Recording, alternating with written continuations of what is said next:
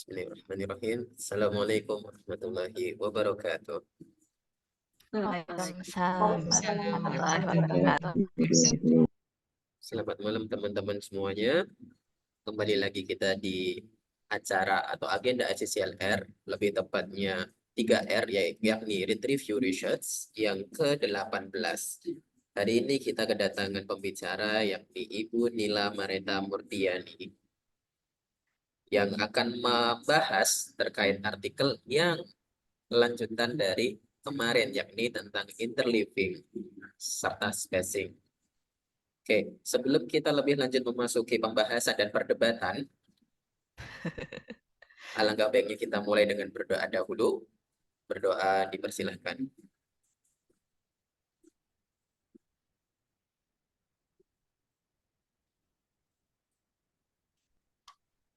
Ya Rabbal Alamin. Oke. Sebelum panggung diserahkan kepada Ibu Nila Mareta, kita akan mendapatkan sedikit pengantar tentang artikel ini dari Ibu Endah Renawati selaku Chief Scientist ICCLR kita. Kepada Ibu Endah, monggo dipersilakan. Baik, terima kasih. Assalamualaikum warahmatullahi wabarakatuh. Waalaikumsalam warahmatullahi wabarakatuh. Apa kabar semuanya? Hari ini banyak hujannya di Jogja. Betul. Semoga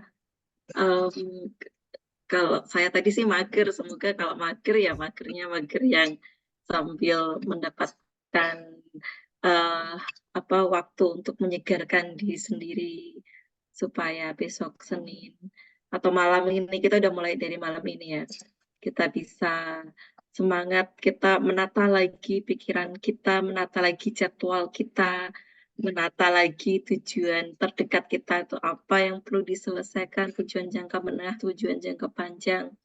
Nata-nata lagi yang priority to do sama urgent to do. Kemudian kalau ternyata urgentnya ada banyak, prioritinya juga ada banyak, lalu gimana mengaturnya itu? Itu tentang penjadwalan. Tapi kalau ngomong tentang penjadwalan, itu ternyata di educational psychology juga ada yang meneliti. Jadi bagaimana sih kita mengatur topik-topik dalam pembelajaran supaya siswa itu lebih menikmati belajarnya. Jadi tidak sekedar mencapai tujuan pembelajaran utamanya, tetapi juga menikmati proses pembelajarannya itu sendiri. Nah, artikel yang akan dibaca ini nanti berkaitan dengan sebuah survei besar ya Bu Nila ya. Sebuah survei sebetulnya generalisasinya tidak hanya di matematika, tetapi ini kebetulan yang diteliti tentang pembelajaran matematika. Apakah memang bagaimana pengaturan sebuah latihan atau penjadwalan sebuah kegiatan pembelajaran sehingga memang hasilnya sesuai dengan tujuan yang diinginkan atau tujuan yang sangat-sangat diharapkan, tetapi sekaligus sebetulnya kita sebagai seorang pendidikan ingin juga melatih bagaimana siswa itu menjadi long life learner gitu. Jadi karena dia menikmati belajar, tidak belajar bagaimana menikmatinya gitu kan, melalui latihan-latihan yang diprogramkan dalam pendidikan atau pembelajaran matematika khususnya yang akan kita bahas. Nah, seperti apa penelitiannya? Terima kasih Bu Nila nanti akan membacakan, dan future research-nya atau next to do setelah artikel ini sebetulnya ada banyak peluangnya, dan bidang ini juga sebuah topik penelitian yang masih sangat baru di cognitive theory. Artinya tinjauannya di dalam cognitive theory atau tinjauannya dari perspektif teori juga masih sesuatu yang baru.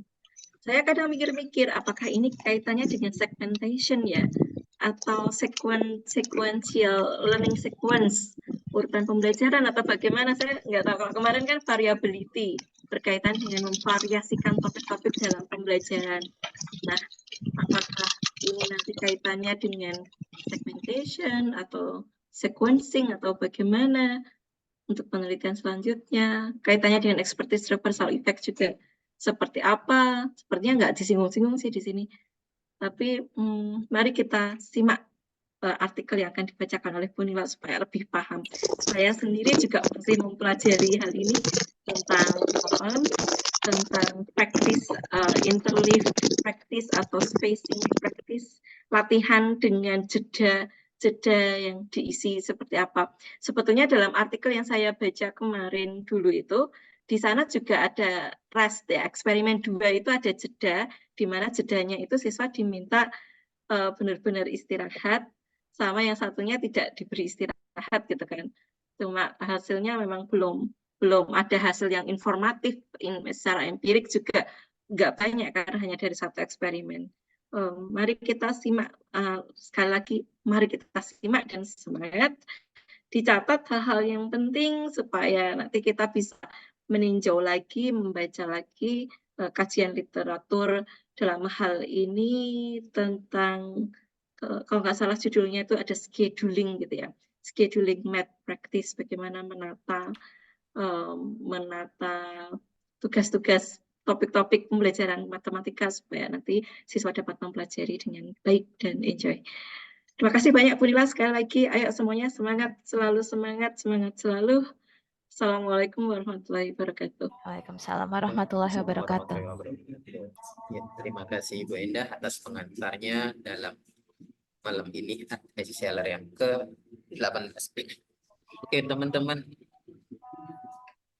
karena waktu sudah menunjukkan 7.24, agar tidak kemalaman, kita langsung saja masuk ke kegiatan intinya, yakni mendengarkan dan membahas Ibu Nila Mareta Murdiani terkait dengan artikel dengan judul Scheduling Math Practice, Students Under Appreciation of Spacing and Interleaving, dengan jumlah halaman 14 halaman.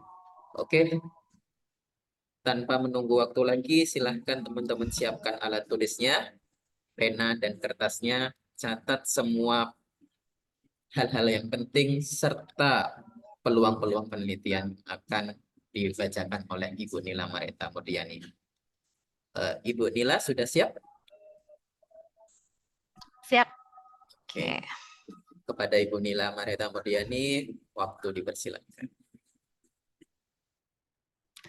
Ya, terima kasih atas waktunya Mas Wahyu. Selamat malam teman-teman semua. Assalamualaikum warahmatullahi wabarakatuh. Waalaikumsalam warahmatullahi wabarakatuh. Ya, yang terhormat Bu Endah sebagai ketua ya ICCLR yang hari ini kita sudah membahas artikel ke-18, luar biasa. Semangat teman-teman semua gitu ya mempelajari terutama terkait dengan kognitif load theory, dan ini seperti yang dikatakan Bu Endah tadi merupakan salah satu hal yang cukup baru dalam kognitif load theory. Jadi kita akan bersama-sama mengkaji itu ya artikel ini. Nah, saya akan memulai dengan tidak langsung dengan memaparkan PowerPoint presentation-nya ya, tapi saya mohon teman-teman untuk bisa membuka Mentimeter. Saya kirim lewat chat ya. Oke, jadi kita simulasi dulu nih terkait dengan salah satu eksperimen yang ada di artikel ini.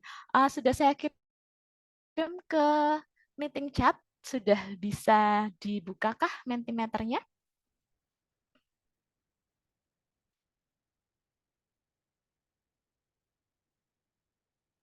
Dan di situ ada gambar 5 schedule ya, diberikan 5 cara penjadwalan terkait dengan pembelajaran matematika. Nah, di sini saya meminta teman-teman untuk memilih salah satu schedule yang teman-teman rasa itu mungkin paling efektif gitu ya dalam pembelajaran matematika. Bisa diinformasikan apakah sudah bisa dibuka Mentimeternya? Sudah bisa. Sudah, Bu. Dan gambarnya di situ mungkin kurang jelas guys, karena saya ketika memasukkan gambar baik dalam format JPG maupun PNG itu memang kecil-kecil gitu. Jadi di sini saya akan share screen terkait dengan gambar yang ada di artikelnya supaya lebih jelas ya. Oke, saya izin untuk share screen. Ya. Di situ teman-teman sudah bisa melihat ya, saya zoom artikelnya terutama di bagian terkait penjadwalan ya. Jadi di situ teman-teman diminta untuk memilih. Ini adalah eksperimen kedua. Kalau eksperimen pertama yang ada di artikel ini kan diberikan kosongan gitu ya, teman-teman para partisipan ini diminta untuk menyusun, meng-create mathematics schedule mana yang dirasa efektif untuk meningkatkan capaian pembelajaran matematika. Lalu di eksperimen yang kedua, di sini sudah disediakan 5 schedule, jadi tinggal memilih. Karena kalau create itu lebih sulit gitu ya, jadi di sini kita akan simulasi terkait dengan memilih saja salah satu schedule yang dirasa efektif ya ketika kita implementasikan dalam pembelajaran matematika. Jadi di situ ada 2 minggu, hari Senin sampai dengan hari Jumat. Artikelnya sudah muncul ya, supaya lebih jelas gambarnya. Jadi di sini ada week 1 dan week 2. Ini hari Senin, Selasa, Rabu, Kamis, Jumat. Ini juga hari Senin sampai Jumat. Lalu di sini teman-teman diminta untuk menjadwalkan pembelajaran matematika terkait dengan 4 topik. Jadi di sini ada warna yang berbeda, ada warna apa ini ya, orange untuk topik 1, warna hijau untuk topik 2, warna biru untuk topik 3, dan warna abu-abu untuk topik 4.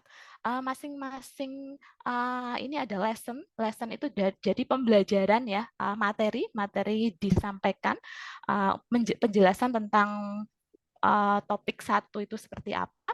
Lalu diikuti dengan latihan soal atau ya bisa dikatakan mungkin kalau kita work example-nya ya atau problem solving-nya atau permasalahannya, di situ ada 7 permasalahan terkait masing-masing topik. Nah, di sini penjadwalannya setiap hari itu ada 4 slot atau bisa kita sebut sebagai 4 JP lah ya. Walaupun di eksperimen ini masing-masing JP itu adalah 15 menit. Jadi di sini untuk lesson itu ada 2 JP 30 menit, lalu untuk masing-masing assignment-nya atau latihan soalnya itu 1 JP. Jadi ada 7 kali 15 ya, 7 kali 15 menit. Jadi total untuk masing-masing topik kan ada ini 2 untuk materi ditambah 7 untuk latihan soal ada 9. 9 dikalikan dengan 4 topik itu ada 36 JP yang harus diisi, harus diurutkan. Lalu waktu yang tersedia ini tiap harinya adalah 4 kali 10, 40 ya. Jadi kita masih sisa 4 slot yang kosong. Nah, silakan teman-teman memilih, kita awali dengan penschedulan untuk yang A. Yang A ini berarti topik by topik. Di sini teman-teman bisa lihat, jadi dimulai dengan lesson di topik 1, diikuti dengan ini 2 latihan untuk topik 1, lalu hari Selasanya berarti latihan untuk topik yang ke-1 masih latihan 3, 4, 5, 6, dan di hari ketiga, hari Rabunya, kita masih punya 1 latihan untuk topik 1. Lalu setelah topik 1 selesai, diikuti dengan lesson untuk topik 2, demikian seterusnya latihan untuk topik 1, lalu hari berikutnya topik 2, 3, 4, di sini ada jeda ya, istirahat gitu ya, slot yang kosong di hari Kamis jam terakhir, lalu dilanjutkan dengan ini untuk latihan kembali di topik 2, latihan ke-5, 6, dan 7, ini juga kosong. Lalu kita lanjut lagi ke minggu yang kedua, sama ini lesson untuk topik 3, diikuti dengan latihan 1, 2, hari berikutnya latihan 3 sampai 6, hari berikutnya latihan 7, dan dilanjutkan dengan lesson topik yang keempat, dengan latihan 1, hari berikutnya latihan 2, 3, 4, lalu ini jeda, dan yang terakhir di 5, 6, 7 untuk topik yang keempat, dan ini jeda. Ini sudah ya untuk yang A, ini topik by topik. Lalu kita lanjutkan untuk pilihan yang B. Di sini topik by topik twice through. Jadi dimulai dengan topik yang pertama, lalu diikuti dengan latihan soal untuk topik yang pertama, latihan soal pertama, kedua, lalu hari berikutnya latihan soal yang ketiga. Setelah itu, kita beralih ke lesson topik yang kedua, diikuti dengan di sini ada 1, 2, 3, 4 latihan soal. Untuk topik yang kedua, di sini ada jeda. Lalu topik yang ketiga, sama seperti topik 1 tadi ya, ada lesson-nya diikuti dengan 2 latihan.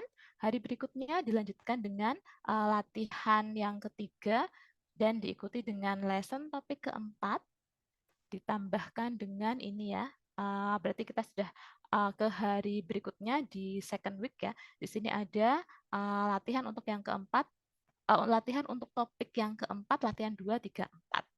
Lalu tadi kan twice ya, berarti ini putaran untuk topik 1 sampai 4 sudah selesai sampai di sini. Nah, kan kita masih punya sisa ya untuk masing-masing topik di sini. Untuk topik 1 masih ada 4 latihan soal. Lalu ini dilanjutkan untuk topik 2. Ini ada sisanya tadi 3 latihan soal. Ini 4 latihan soal untuk topik yang ketiga. Dilanjutkan dengan ini 3 latihan soal untuk topik yang keempat. Ini untuk option yang B. Lalu kita lanjut di option yang C. Ini topik by topik, but mix on last day ya. Jadi ini seperti yang pertama tadi, topik by topik, tapi disisakan satu latihan soal yang akan dimix di hari yang terakhir. Jadi hari Jumat di pekan kedua. Jadi sama seperti di yang pertama tadi, lesson topik 1 diikuti dengan ini 5, ini memilih jedanya di sini ya. Lalu ini yang ke-6, yang ke-7 disisakan di akhir. Lalu lanjut dengan lesson topik 2, ini sampai 6 lagi. Lalu ini lesson topik 3 sampai 6. Lesson topik 4, ini sampai 4 karena masih ada sisa waktu ya, di sini jeda 2 di sini. Lalu yang terakhir ini mix ya, di hari terakhir itu latihan soal terakhir untuk topik 1, lalu topik 2, topik 3, lalu topik 4. Ini yang C. Lalu yang D, ini topik by topik, tapi mix-nya on last day of each week. Jadi setiap Jumat itu di mix. Kalau tadi kan hanya di Jumat pekan kedua yang C. Kalau yang D ini Jumat pekan pertama itu di mix, lalu Jumat pekan kedua juga di mix. Tapi karena kita memakai 2 Jumat, maka di week yang pertama itu yang diajarkan topik 1 dan topik 2. Ini topik 1, diikuti dengan 5 latihan soal. Lalu hari berikutnya topik 2 diikuti dengan 5 latihan soal, baru topik 1 dan topik 2 ini dimix di hari Jumat pekan yang pertama. Latihan soal ke-6 topik 1, topik 2, lalu latihan soal ke-7 topik 1, topik 2. Pola ini berlanjut lagi untuk yang topik 3 dan 4 di week yang kedua. Di minggu yang kedua, topik 3 diikuti dengan ini latihan soal nomor 1, 2, lalu hari berikutnya 3, 4, 5, lalu ini lesson topik 4 dengan 1, 2, lalu diikuti dengan 3, 4, 5. Dan yang terakhir itu yang dimix berarti latihan soal yang ke-6 dan ke-7 untuk topik 3 dan topik 4. Topik 3, 4, 3, 4. Itu. Lalu pilihan yang terakhir, some topic by topic, then all mix. Jadi kita awali dengan lesson topik 1, lalu diikuti dengan latihan soal ya. Untuk topik 1 ini kita ambil 2 latihan soal. Selanjutnya, hari kedua adalah lesson topik 2, dilanjutkan dengan 2 latihan soal untuk topik kedua. Lalu hari yang ketiga, lesson topik 3, dilanjutkan dengan 2 latihan soal. Lalu yang hari keempat, lesson topik 4, dilanjutkan dengan 2 latihan soal. Berarti kita menyisakan masing-masing 5 latihan soal untuk keempat topik, dan itu kita mix ya. Untuk yang schedule yang E ini.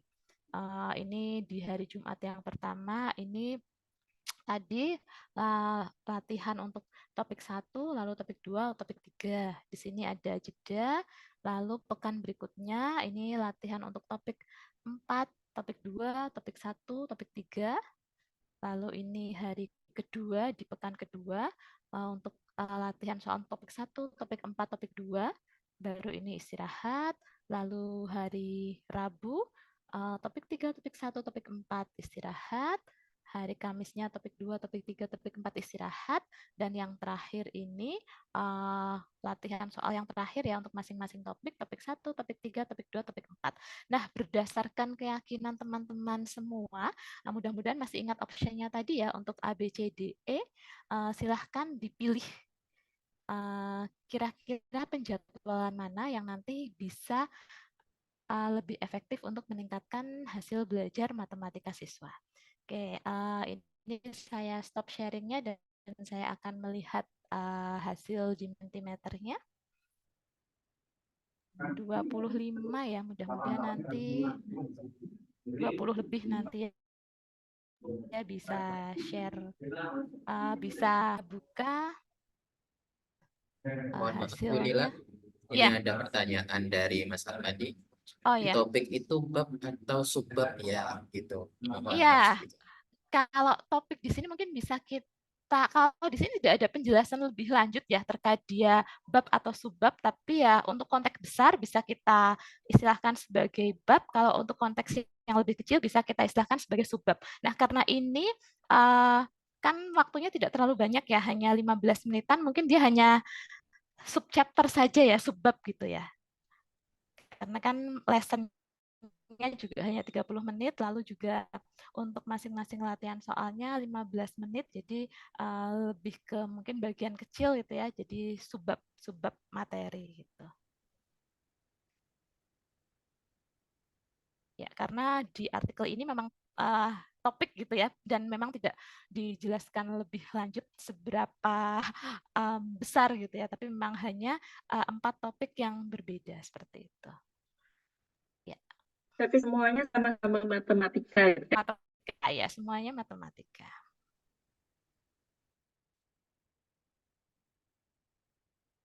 Oke, saya coba buka di Mentimeternya sebentar. Oke, baru 8, 9, 10, 11 ya. Mohon yang lain juga ikut berpartisipasi yang belum.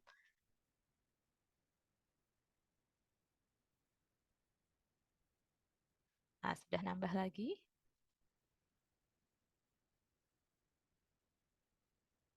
Option A baru 1 yang memilih, option B baru 1, option C baru 2, option D baru 4, option E 4. Mungkin kita tunggu 1 atau 2 menit lagi ya, terkait dengan pilihan penjadwalan. Ya, ini penjadwalan pembelajaran matematika ya.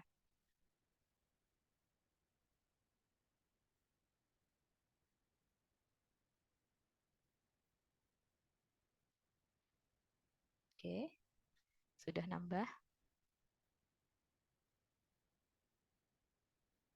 6, 10, 15. Sudah 15 ya, sudah lebih dari setengah quorum ya.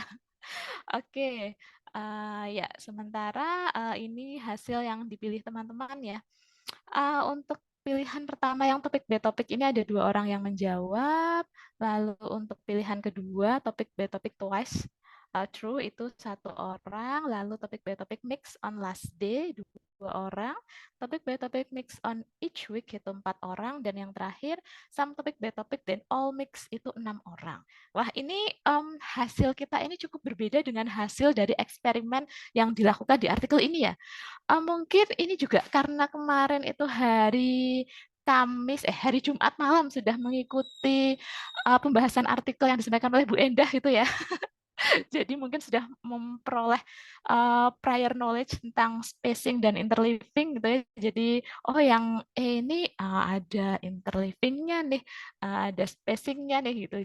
Jadi banyak juga yang memilih hasil yang ini saya stop share. Mungkin seperti itu ya, karena teman-teman juga kemarin sudah ada pengantar gitu ya dari Bu Endah terkait dengan oh ini spacing, interleaving gitu ya. Jadi sudah memperoleh gambaran tentang penjadwalan ini dan mungkin juga terkait dengan judul artikelnya ya. Walaupun tadi saya belum menyampaikan PPT-nya, tapi kan sudah di flyer itu sudah ada. Lalu tadi Mas Wahyu dan Bu Endah juga menyampaikan ada student under appreciation gitu ya. Jadi kan kurangnya apresiasi siswa terhadap spacing dan interleaving. Ini jangan-jangan nanti saya termasuk yang under appreciation ya. Jadi saya milih yang ada interleavingnya. Mungkin yang nggak tahu ya, mungkin bisa jadi seperti itu ya. Nah, oke. Sekarang kita menuju ke artikelnya. Sekali lagi terima kasih ya atas partisipasi teman-teman dalam Mentimeter tadi ya. Oke. Sekarang saya akan share screen untuk ya ringkasan artikelnya. Ya, kalau di judul kan kita sudah bisa menduga nih ada under appreciation gitu ya. Jadi memang hasil dari artikel ini kurangnya apresiasi siswa atau mahasiswa ya dalam hal ini terkait dengan spacing dan interleaving. Dan penelitian ini berdasarkan cara mereka melakukan penjadwalan terkait dengan pembelajaran matematika. Jadi ini saya oke. Sudah slideshow belum ya ini? Sudah slideshow belum ya, Mas Wahyu? Sampun Ibu.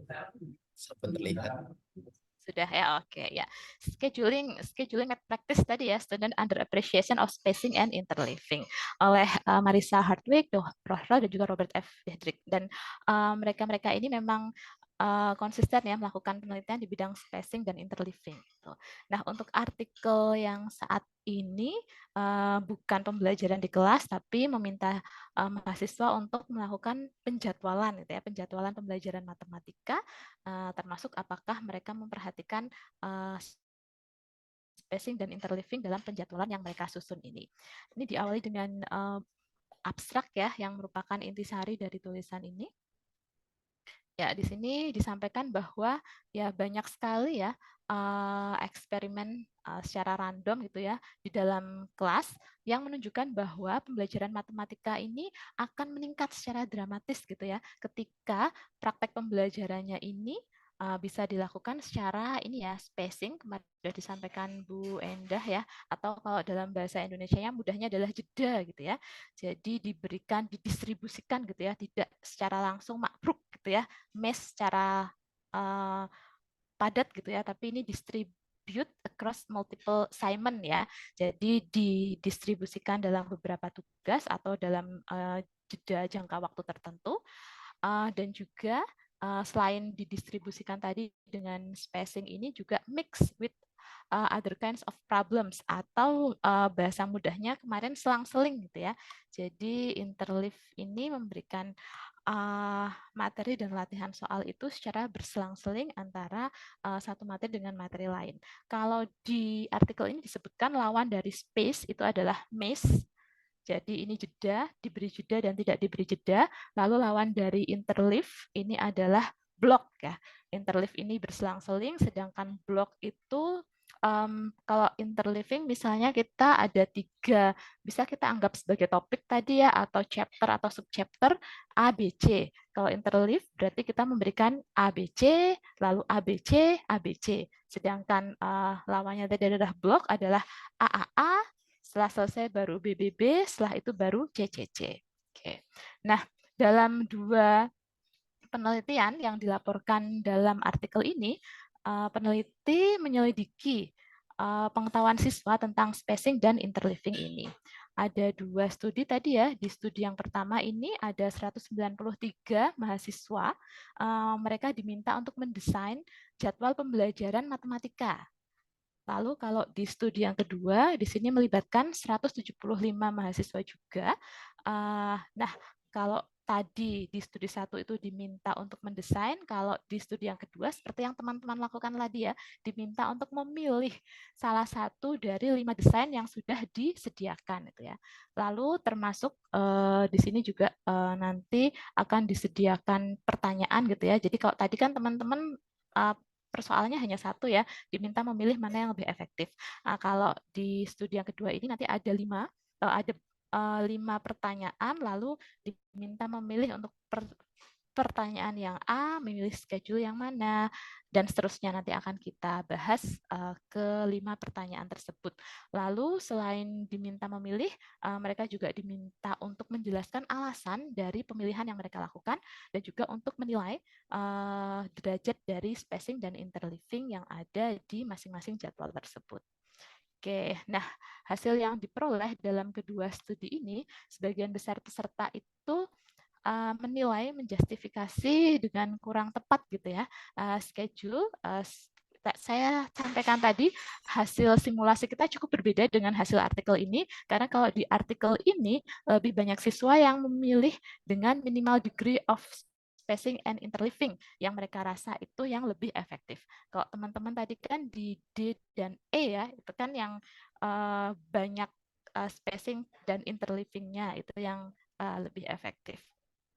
Oke, lalu juga mereka menyatakan bahwa jadwal dengan spacing dan interleaving yang lebih banyak itu dinilai lebih sulit, lalu juga kurang menyenangkan dan juga kurang umum. Kurang umum ini memang sebagian besar kita alami juga ya di jadwal sehari-hari. Lalu ini rating yang dinilai oleh partisipan ini juga ini ya menunjukkan bahwa mereka memiliki perspektif yang berbeda gitu ya tentang spacing dan juga mereka kurang mengapresiasi adanya interleaving. Nah, secara keseluruhan semua temuan dalam artikel ini, dalam penelitian ini menunjukkan bahwa ini ya sebagian besar mahasiswa ini gagal gitu ya atau kurang bisa menyadari keuntungan dari spacing dan juga interleaving dalam pembelajaran matematika. Selanjutnya dengan mengidentifikasi hal-hal spesifik ya tentang kepercayaan mereka bahwa spacing dan interleaving ini kurang bermanfaat. Nah, dengan mengetahui alasannya tersebut, kita memiliki kesempatan ya untuk bisa memperbarui kepercayaan mahasiswa tersebut sehingga selanjutnya mereka bisa lebih mengapresiasi keefektifan dari learning teknik ini, khususnya spacing dan interleaving ini. Oke, ini terkait dengan abstrak yang ada dalam penelitian ini. Jadi ini juga penelitian yang cukup berbeda dari penelitian sebelumnya ya, yang biasanya penelitian di kelas dengan siswa sebagai subjeknya ya, melakukan suatu pembelajaran. Kalau ini subjeknya mahasiswa dan mereka diminta untuk melakukan penjadwalan gitu ya, meng-create, mendesain jadwal dan juga memilih jadwal yang mana yang dirasa paling efektif. Oke, nah hal berbeda lain terkait dengan artikel ini juga di bawah abstrak, mungkin teman-teman juga melihat ada public significance statement ya. Ini juga tidak banyak artikel-artikel yang melampirkan public significance statement ini. Ketika saya baca di apa itu ya, memang statement ini juga berguna khususnya untuk menjelaskan kepada pembaca yang awam atau yang umum gitu. Karena di sini ada beberapa istilah yang mungkin tidak familiar dengan common reader gitu ya, di situ tertulisnya. Jadi di sini juga statement ini bisa menjelaskan lebih detail tentang istilah-istilah khusus gitu ya di sini seperti spacing dan interleaving supaya common reader ini juga bisa memahami apa yang dimaksud di artikel ini dan juga memberikan gambaran atau konklusi atau pentingnya artikel ini untuk bisa dipahami juga oleh common reader. Oke, jadi di sini ada public significant statement. Di sini menjelaskan bahwa banyak penelitian, kok tadi kan mahasiswa underapresiasi. Mereka kurang mengapresiasi spacing dan interleaving. Nah, sebenarnya mengapa sih spacing dan interleaving ini harus diapresiasi? Kan seperti itu ya. Nah, di public significant statement ini menjelaskan bahwa spacing dan interleaving itu memang patut untuk diapresiasi lebih karena banyak penelitian sebelumnya yang menunjukkan bahwa spacing dan interleaving ini ternyata efektif untuk meningkatkan hasil belajar khususnya di bidang matematika. Nah, di sini banyak penelitian sebelumnya menunjukkan bahwa spacing, yaitu ini juga penjelasan lebih lanjut lagi ya tentang apa itu spacing. Bahwa spacing ini ya pembelajaran tentang konsep yang sama itu didistribusikan sepanjang waktu gitu ya atau diberikan jeda.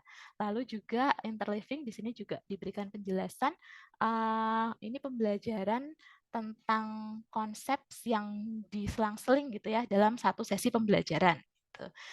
Nah, ini merupakan ini ya highly effective learning teknik. Jadi teknik pembelajaran yang efektif gitu ya.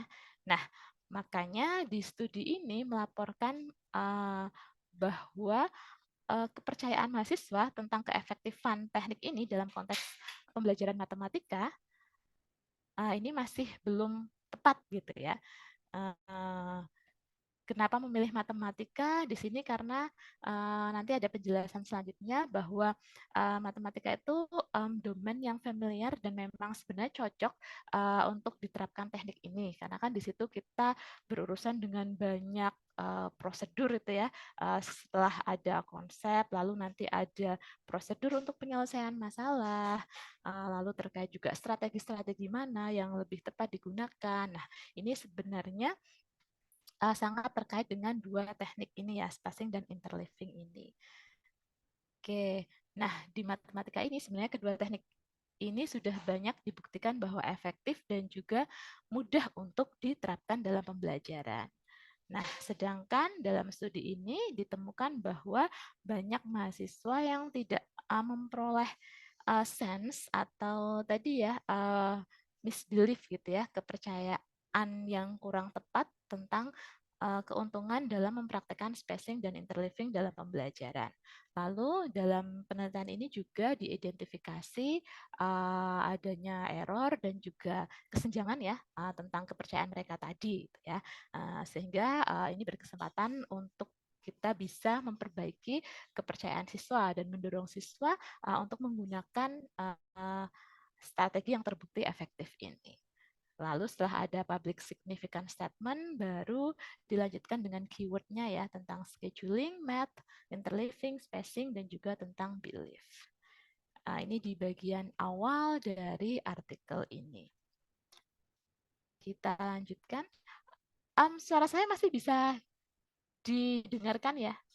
Masih, Ibu. Jelas ya. Dan terlalu cepat tidak ya? Karena kadang terlalu... Oke. Saya yang lain. Ya. Oke, terima kasih. Kita lanjutkan lagi. Tadi sudah di bagian awal ya, ada abstrak, ada public statement juga. Lalu di bagian introduction, di sini kembali menjelaskan tentang teknik dan teknik spacing dan interleaving tadi ya. Oke, ini kepercayaan siswa tentang keefektifan tentang teknik pembelajaran seperti spacing dan interleaving ini dapat mempengaruhi keputusan mereka, keputusan belajar mereka gitu ya, dan juga dapat mempengaruhi, dapat berefek kepada hasil pembelajaran mereka. Apalagi ketika mereka diminta untuk mengatur sendiri tentang cara belajar mereka. Nah, di sini disebutkan tentang teori self-regulated learning ya, di mana siswa memiliki otoritas gitu ya dalam mengatur pembelajaran yang mereka lakukan. Nah, apalagi di perguruan tinggi, tentu otoritas ini semakin besar gitu ya. Nah, ini di college student ya. Nah, mereka tentu sudah harus menerapkan self-regulated learning ya. Jadi ketika dosen menjelaskan kan tidak secara detail nanti kalian harus ini gitu ya. Tapi memang mahasiswa secara mandiri itu ya memutuskan bagaimana mereka harus belajar gitu ya. Sehingga kepercayaan mereka tentang strategi yang efektif yang akan mereka gunakan itu juga akan secara langsung mempengaruhi hasil belajar yang akan mereka dapatkan. Nah, ini tadi mahasiswa memiliki pilihan yang lebih banyak dan lebih luas gitu ya tentang kapan mereka belajar, bagaimana mereka belajar gitu ya, sehingga kepercayaan mereka tentang teknik belajar yang efektif juga sangat berpengaruh. Nah, sehingga riset ini menyelidiki tentang kepercayaan siswa tentang salah satu teknik belajar yang bisa mereka gunakan yaitu spacing dan interleaving. Nah, terkait dengan self-regulated learning tadi, di sini juga disebutkan bahwa ini termasuk metacognitive knowledge ya. Metacognitive knowledge itu belajar bagaimana cara kita belajar gitu ya. Jadi ketika kita tahu kita itu bisa belajar paling efektif itu dengan cara apa, berarti kita sudah memiliki metacognitive knowledge ini ya. Nah, termasuk ketika kita percaya bahwa spacing dan interleaving ini efektif, tentu kita juga akan belajar dengan menggunakan teknik ini. Jadi itulah pentingnya riset ini untuk menyelidiki bagaimana sih kepercayaan mahasiswa terkait dengan kedua teknik ini. Lalu introduction selanjutnya dilanjutkan dengan pembahasan ini secara singkat saja. Secara ringkas tadi masih tentang spacing versus interleaving. Jadi pembahasan lebih lanjut yang tadi di abstrak sudah saya sampaikan sekilas ya tentang apa itu spacing, lalu apa itu interleaving. Lalu dilanjutkan dengan pembahasan bahwa spacing dan interleaving ini meningkatkan hasil belajar. Jadi kalau di awal tadi disebutkan memang efektif ya, salah dua strategi yang efektif untuk meningkatkan hasil belajar. Di sini diberikan bukti-bukti ya terkait studi-studi yang sudah pernah dilakukan sebelumnya, hasilnya seperti apa tentang keefektifan dari spacing dan interleaving ini. Yang di sini saya sampaikan secara ringkasnya, ini juga sudah disampaikan Bu Endah kemarin ya, mengapa spacing itu efektif. Secara lengkap ada di artikel, tapi secara singkatnya di sini berkaitan dengan working memory depletion atau kemarin pengurangan kinerja working memory gitu ya. Karena lawannya spacing tadi MES ya. Ketika kita belajar dengan MES, dengan padat terus-menerus gitu ya tanpa jeda, lama-kelamaan working memory kita itu akan overload ya. Kan kalau mesin itu kalau digunakan terus-menerus itu kan akan panas gitu ya. Jadi ketika panas malah kinerjanya kan akan berkurang, akan kurang efektif. Demikian juga dengan working memory, ketika tidak diberikan jeda, digunakan terus-menerus, itu juga akan mengalami pengurangan kinerja atau depletion ini. Secara mudahnya ini saya berikan analogi yang di artikel tidak ada, tapi kalau di kehidupan sehari-hari mungkin bisa kita analogikan. Kalau kita belajar, teman-teman ketika belajar itu secara rutin, misalnya setiap minggu, atau secara SKS, sistem kebut semester ketika mau ujian. Jawaban jujurnya seperti apa? Jawaban jujurnya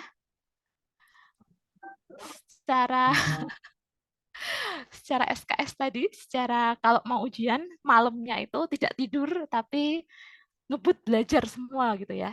Atau secara rutin setiap pekan misalnya sehingga nanti kalau mau ujian ya nggak harus lembur tapi sudah siap. Idealnya tidak SKS, Bu. Cuman Ideal kadang tidak sesuai dengan realitas gitu ya. Tapi saya yakin itu bukan karena teman-teman ini ya memaksakan diri atau nggak mau atau males, tapi karena padatnya kegiatan gitu ya. Jadi sebenarnya sih saya pengen Bu secara teratur setiap pekan belajar ini gitu ya. Setiap bab yang diajarkan, tapi karena sibuk sekali gitu ya, jadi tidak sempat gitu ya. Nah, karena kesibukan itu akhirnya mungkin banyak yang ini ya kita SKS gitu ya. Nah, itu salah satu contoh yang MES tadi ya. Jadi kalau spacing ini kan ada jedanya ya antara pembelajaran satu dengan yang lain. Lalu kalau MES itu kan tumpuk gitu ya karena mau ujian jadi belajar semua gitu ya, semua dalam satu waktu dalam malam itu gitu ya sampai dibela-belain tidak tidur dan ternyata besok ujiannya ditunda gitu ya. Nah, mungkin ada yang mengalami permasalahan seperti itu ya. Nah, itu contohnya gitu ya. Jadi memang idealnya secara teorinya tentu lebih bagus yang spacing ya, secara pelan-pelan diberikan jeda gitu ya, daripada secara mesh tadi ya yang langsung bertumpuk gitu ya, nanti malah akhirnya bisa pusing gitu ya. Jadi ketika paginya mengerjakan malah buyar semua ya, di luar kepala semua ya, karena sudah nggak ada di kepala yang nggak tahu di mana gitu ya. Lalu juga tambah ngantuk, pusing dan sebagainya sehingga malah hasil ujiannya tidak optimal. Nah, itu kira-kira analogi ya terkait dengan spacing dan juga mesh practice ini. Dan kalau dalam sisi yang lain, dalam segi agama itu kan juga ini ya seperti dalam segi ibadah itu ya. Allah kan juga menyukai hal-hal yang teratur tapi istiqomah gitu ya. Ada Bu istiqomah di sini ya. Yang teratur sedikit demi sedikit tapi dikerjakan secara terus-menerus daripada yang hanya sesekali tapi ya sudah sekali tok gitu ya. Misalnya setiap pekan misalnya mau tahajud gitu ya sepekan sekali atau yang setahun sekali tapi nggak tidur semalaman ya sampai berrokaat-rokaat gitu ya. Nah itu kan sebenarnya lebih baik yang sedikit demi sedikit tapi teratur gitu ya. Oke, malah jadi kemana-mana ya. Nah, kita lanjut lagi ya. Itu terkait dengan spacing dan mesh. Lalu yang kedua terkait dengan interleaving. Interleaving tadi lawannya yang block practice ya.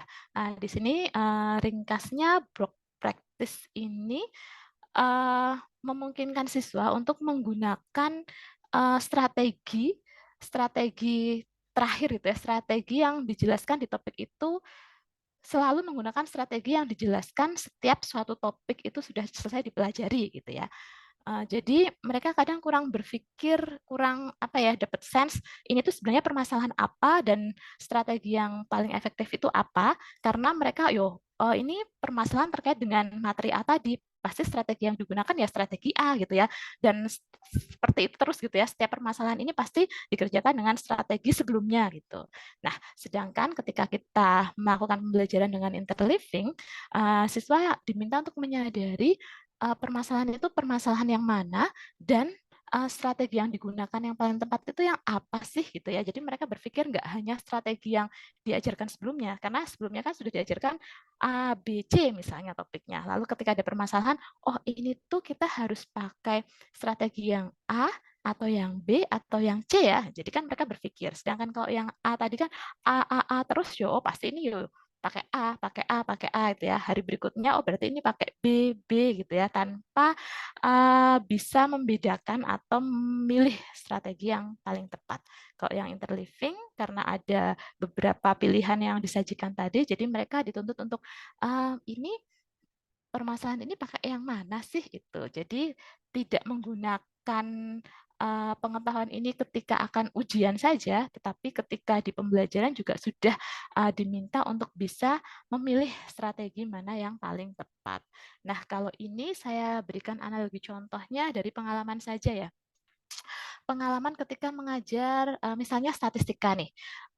Beberapa tahun ini saya diminta untuk mengajar statistika di prodi kimia dan biologi. Nah, yang paling terlihat ketika siswa kesulitan dalam ujian itu ketika ada suatu soal permasalahan kontekstual ya, dan di situ mereka diminta untuk menjawab pertanyaan terkait dengan pendugaan parameter dan pengujian hipotesis. Kalau teman-teman masih ingat kan ada beberapa kasus ya untuk pengujian parameter, ada pendugaan parameter rata-rata, ragam, proporsi. Ketika pengujian hipotesis juga sama, pengujian hipotesis rata-rata, ragam, proporsi, baik satu populasi maupun dua populasi. Kalau di S1 biasanya dibatasi sampai 2 populasi ya. Nah, tahun lalu, bukan tahun lalu ya, sekarang sudah 2024, berarti 2022 itu saya mengajarkannya secara blok ya, seperti yang RPS yang sudah saya dapatkan dari pendahulu gitu ya. Jadi secara blok kita hari ini membahas misalnya tadi ya pendugaan parameter rata-rata. Lalu setelah membahas itu soal-soal yang terkait kan pasti soal tentang itu. Jadi kan masuk pasti rumus yang dipakai ya itu gitu ya. Baru pembelajaran berikutnya terkait yang pendugaan ragam, pendugaan proporsi, baru setelah itu baru pengujian hipotesis rata-rata, ragam, proporsi. Berarti yang terakhir ketika menjelaskan tentang pengujian hipotesis untuk proporsi ya mahasiswa ketika diberikan latihan soal ya pasti rumusnya yang ini, caranya yang ini, yang sudah dijelaskan sebelumnya gitu kan. Nah, saya berpikir bahwa saya sudah menjelaskan dengan cukup jelas kalau pendugaan parameter seperti ini, pertanyaannya seperti ini. Kalau pengujian hipotesis berarti ujilah bla bla bla gitu ya. Kalau rata-rata berarti keywordnya ini. Kalau proporsi ini, kalau ragam ini. Tetapi surprise gitu ya ketika ujian, kalau di ujian itu kan nggak ada ya, ini soal tentang ini soal tentang ini kan nggak ada. Jadi kan soalnya ada soal esai, misalnya 5 soal esai, di situ kan mahasiswa mengerjakan dan tanpa ini ya mereka harus memikirkan itu tuh pakai yang mana gitu ya. Nah, padahal kalau untuk statistika itu open rumus ya. Jadi kan mahasiswa tidak perlu mengingat rumusnya karena kan rumusnya banyak ya. Dan di open rumus itu kan mereka sudah menulis kalau pendugaan parameter rata-rata satu populasi rumusnya ini dan seterusnya gitu ya. Nah, ketika menjawab soal ujian sudah salah itu tidak di bagian pemecahan masalahnya ya, bahkan di awal ada ketika menulis diketahui itu juga masih salah, dan kebanyakan yang salah itu ketika perencanaan perencanaan penyelesaian masalahnya, memilih strategi yang digunakan itu salah gitu ya. Jadi misalnya soal pendugaan parameter rata-rata kok pakainya yang pendugaan proporsi, atau soal pendugaan parameter malah pakainya pengujian hipotesis gitu ya. Nah, itu karena ini ya, ternyata mereka kurang memaknai gitu ya. Persoalan ini tuh persoalan tentang apa dan strategi yang digunakan itu tentang apa gitu. Nah, tahun kemarin 2023 ketika saya sudah mulai mengetahui ya, mulai diberikan pencerahan oleh Bu Endah ya, ini Bu Nila ada spacing, ada interleaving, silahkan dibaca-baca artikelnya gitu ya. Sudah mulai, sudah mulai menguji cobakan sedikit-sedikit gitu ya di kelas tentang interleaving ini. Jadi tidak hanya siap memilih strategi ketika ujian, tapi ketika di pembelajarannya juga sudah mulai dilatih gitu ya mahasiswa untuk bisa menerapkan ini tuh persoalan apa, strategi yang digunakan apa gitu ya. Nah, terkait dengan hasilnya ternyata ada peningkatan yang lumayan ya, walaupun peningkatan itu saya lihat hanya dari rata-rata kelasnya ya di tahun sebelumnya dengan di tahun ini. Nah, itu sedikit analogi ya terkait dengan interleaving di pembelajaran matematika yang saya alami langsung. Walaupun kok saya sih memang hanya berhenti di tadi ya tentang hasilnya seperti ini. Kalau Bu Endah mungkin sudah jadi ini ya satu artikel Scopus ya ketika melaksanakan tadi ya ada ini diselidiki gitu ya sudah sampai ke artikel Scopusnya gitu ya. Oke, nah ini terkait dengan interleaving ya yang ternyata efektif juga digunakan sebagai strategi pembelajaran dalam matematika. Oke, ini tadi masih di awal ya terkait dengan pendahuluan tadi ya, spacing dan interleaving. Nah, setelah ini kita masuk ke metode penelitiannya. Seperti yang disampaikan di awal tadi, di sini ada 2 eksperimen. Kita ke studi 1 dulu. Di eksperimen yang pertama, partisipannya adalah 193 mahasiswa. Nah, di sini ada 121 perempuan, 71 laki-laki, dan 1 tidak ada laporannya gitu ya. Nah, di sini dari yang mengikuti ini ya mata kuliah psikologi ya di bidang psikologi di University of South Florida. Lalu dari 193 sampel ini termasuk sampel size yang cukup besar gitu ya, sehingga cukup untuk memberikan margin of error yang kurang dari 40% ketika mengukur spacing dan interleaving. Dan di sini juga tingkat kepercayaannya adalah 95%. Nah, prosedurnya tadi masing-masing peserta dites secara satu persatu gitu ya di suatu ruangan dan di hadapan mereka ada sebuah komputer. Di situ ditampilkan instruksi yang detail ya mereka harus apa gitu ya. Nah, di situ diberikan 2 tadi ya blank 2 pekan schedule untuk kelas matematika. Nah, dan ada juga kotak-kotak yang berwarna yang di situ merepresentasikan 4 lesson. Jadi ada 4 pembelajaran atau 4 topik tadi ya. Di sini memang tidak dijelaskan lebih lanjut ya apakah ini topik besar misalnya aljabar, lalu aritmetik dan seterusnya atau topik yang kecil misalnya tentang apa ya sistem persamaan linear satu variabel atau berikutnya sistem persamaan linear 2 variabel atau bahkan yang lebih kecil lagi di situ tidak dijelaskan lebih lanjut ya. Yang jelas ini topik dalam pembelajaran matematika. Lalu selain topik tersebut juga ada 28 permasalahan gitu ya, permasalahan terkait dengan topik tersebut. Jadi masing-masing topik ada 7 permasalahan. Nah, lesson dan practice problemnya tadi harus dischedulekan. Lalu tadi ya topik number 1 sampai 4, lalu problem number 1 sampai 7 ini sudah diberikan label di situ. Lalu instruksinya ini meminta para peserta untuk membayangkan bahwa mereka adalah guru matematika yang diminta untuk menjadwal ini ya, jadwal pelajaran gitu ya, jadwal pembelajaran di kelas selama 2 pekan dengan tujuannya untuk memaksimalkan capaian pembelajaran siswa di tes yang akan dilaksanakan di pekan yang ketiga. Lalu tadi bahwa tiap lessonnya ini tiap pembelajarannya itu membutuhkan waktu 30 menit, sedangkan setiap latihan soalnya membutuhkan waktu 15 menit. Sehingga secara visual dapat ditampilkan seperti ini.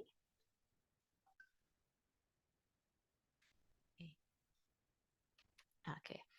Nah, ini yang muncul di layar komputer kurang lebih seperti ini.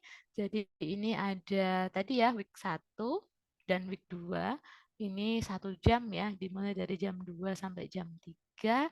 Lalu ada 5 hari dari Senin, Selasa, Rabu, Kamis, Jumat. Jadi masing-masing harinya ada 4 slot ya. Ini pekan kedua juga sama. Dan ini ada tadi ya masing-masing topik ya, topik 1. Lessonnya 2 JP ini diikuti oleh 7 problem, masing-masing 1 JP.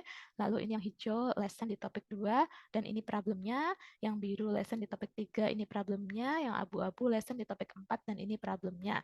Lalu mereka diminta memindah.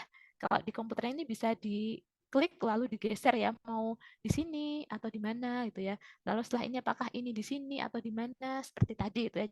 Kita bebas memilih. Di sini ada 36 ya yang harus dischedulekan, sedangkan slot waktunya ada 40. Jadi nanti ada 4 slot waktu yang kosong. Nah, mereka diminta untuk menjadwalkan dengan tujuan agar siswa bisa memaksimalkan hasil yang diperoleh ketika melakukan tes di pekan yang ketiga.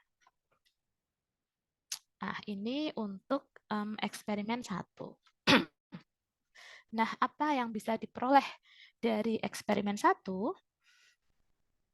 Nah, ada tentu karena ini open-ended ya, mereka bisa mengkreasikan jadwal sesuai dengan kepercayaan mereka gitu ya, jadwal mana yang paling efektif. Tapi secara umum di sini peneliti bisa membahas dari 2 jenis ya, tingkat dari practice spacing dan juga tingkat dari practice interleaving-nya. Dilihat dari tingkat spacing-nya atau distribusi dari chapter per hari, di sini kita fokus ke ini, degree of spacing in the schedule created by the participants. Jadi ini derajat spacing ya dari schedule yang dibuat oleh peserta. Di sini bisa dilihat berdasarkan banyaknya hari per topik. Jadi topik itu diajarkan dalam beberapa hari gitu ya. Topik itu didistribusikan dalam berapa hari. Misalnya topik 1. Kalau topik 1 itu topik 1 plus latihan soalnya ya. Topik 1 plus latihan soal yang 7 tadi itu muncul di hari Senin, Selasa, Rabu, berarti itu dia 3 hari ya. Jadi di sini ya. Jadi banyaknya hari untuk per topik dia 3. Nah, karena tadi kita kan punya 4 topik. Lalu masing-masing topiknya tadi ada 7 latihan soal ditambah 2 pembelajaran. Jadi kan ada 9 ya, 9 slot. Nah, tiap hari kan kita punya 4 slot. Jadi range-nya itu dari 3 sampai 8 ya. Kalau 3 berarti kan ini 9, 4, 1 misalnya. Kan paling rendah itu kan 3 hari. Karena kan nggak mungkin diberikan dalam 2 hari ya. Karena kan tadi 1 hari ada 4 slot, sementara per topik itu kan ada 9 ya. 7 latihan soal ditambah 2 untuk pembelajaran. Jadi paling tidak minimal hari itu kan ada 3 ya. Jadi dimulai dari 3 dan maksimumnya kan ada 8 kalau misalnya tadi kita distribusikan karena tadi ada 9 topik tadi ya didistribusikan. Kalau misalnya menyebar yang lesson tadi kan dia harus 1 paket karena lessonnya kan nggak mungkin terpisah 1 JP tapi kan harus 2 JP diikuti dengan 7 latihan soal, berarti kan ada 8. Kalau misalnya disebar secara rata ke harinya berarti kan maksimum sebarannya itu kan ada 8. Sehingga ranknya di sini dari 3 sampai 8 walaupun tidak ada yang menjawab 8 ya, yang benar-benar tersebar semua itu ya. Oke, nah di sini bisa kita lihat untuk sebagian besar para mahasiswa ini kan percent of participant ya, jadi hampir 40% ini mahasiswa ini menyebarkan topik itu dalam 3 hari. Lalu selanjutnya ada yang dalam 4 hari, 5 hari, 6 hari. Dan ini 7 hari itu sangat sedikit ya, hanya paling sekitar 1 atau 2%. Nah, dari sini kita bisa lihat derajat dari practice spacing-nya. Semakin banyak harinya, tentu semakin memperlihatkan dia semakin terdistribusi ya. Sedangkan ini kan mayoritas di 3 hari ya, yang hanya sedikit, berarti ini lebih ke derajat spacing-nya itu rendah. Karena topiknya hanya didistribusikan dalam hari yang paling minimum ya, 3 hari itu. Oke, ini terkait dengan degree of space practice. Yang kedua, ini terkait dengan degree of interleaf practice. Nah, kalau interleaf ini kita bisa lihat dari ini ya, banyaknya topik yang muncul tiap hari. Jadi kalau blog itu kan berarti semakin sedikit topik yang muncul di tiap hari. Kalau semakin interleaf berarti semakin banyak topik yang muncul tiap hari. Nah, ini degree of interleaving in the schedule created by participant. Jadi derajat interleaving di jadwal yang dibuat oleh peserta. Nah, di sini bisa kita lihat dari banyaknya topik yang muncul tiap hari. Ini yang kosong ini 0 topik, kalau ini nggak mungkin ya, pasti kan ada yang diajarkan ya. Ini untuk 1 topik, ini 2 topik, ini 3 topik, dan yang terakhir ini 4 topik.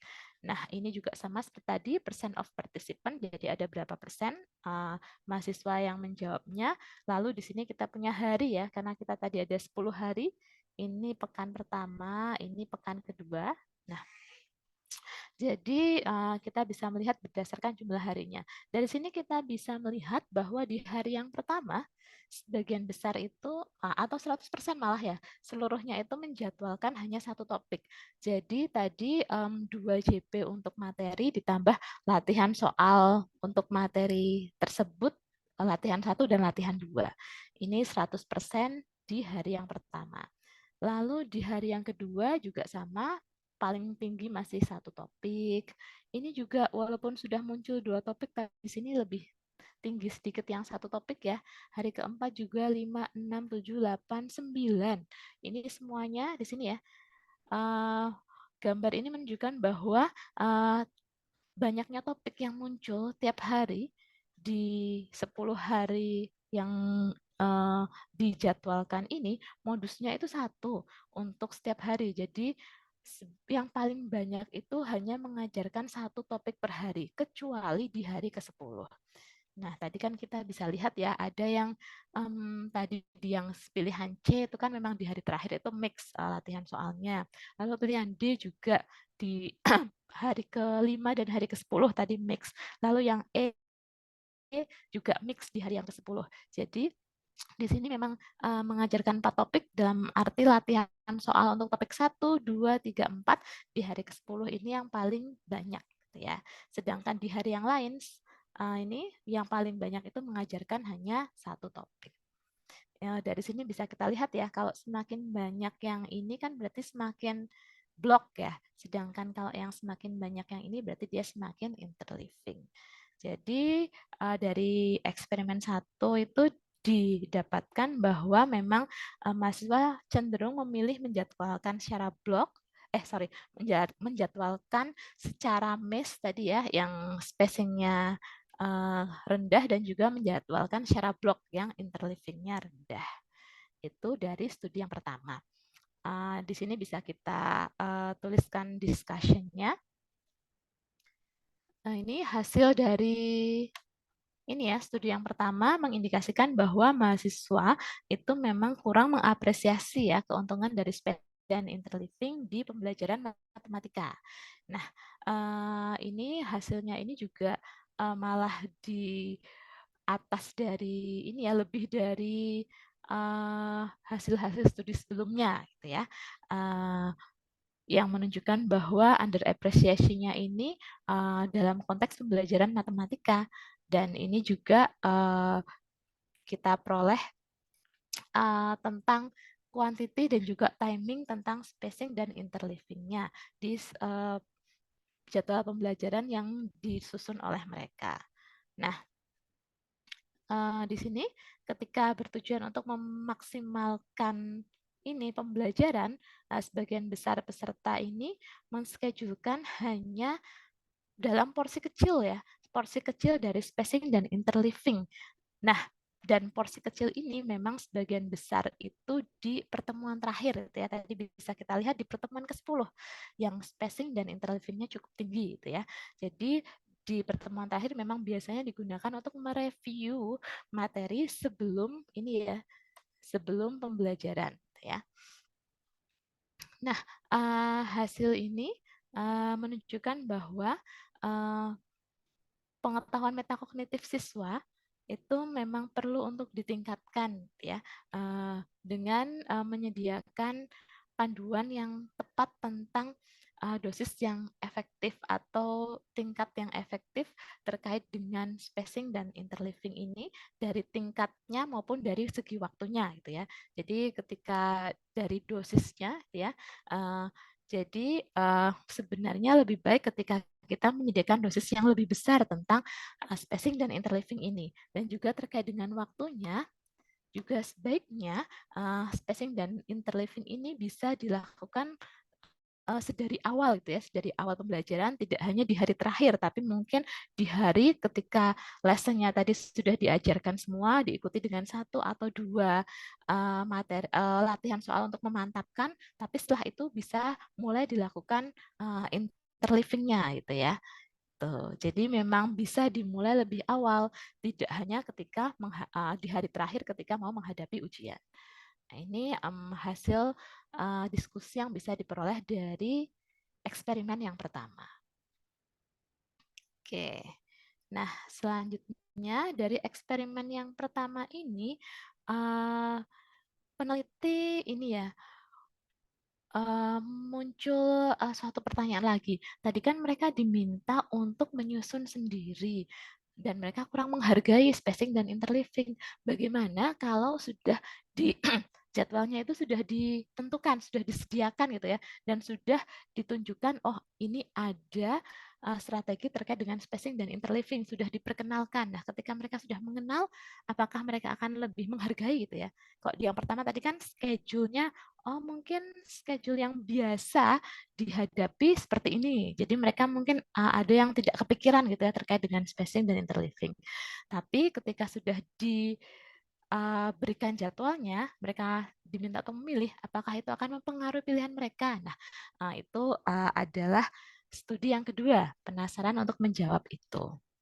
Sehingga penelitian ini dilanjutkan dengan studi yang kedua.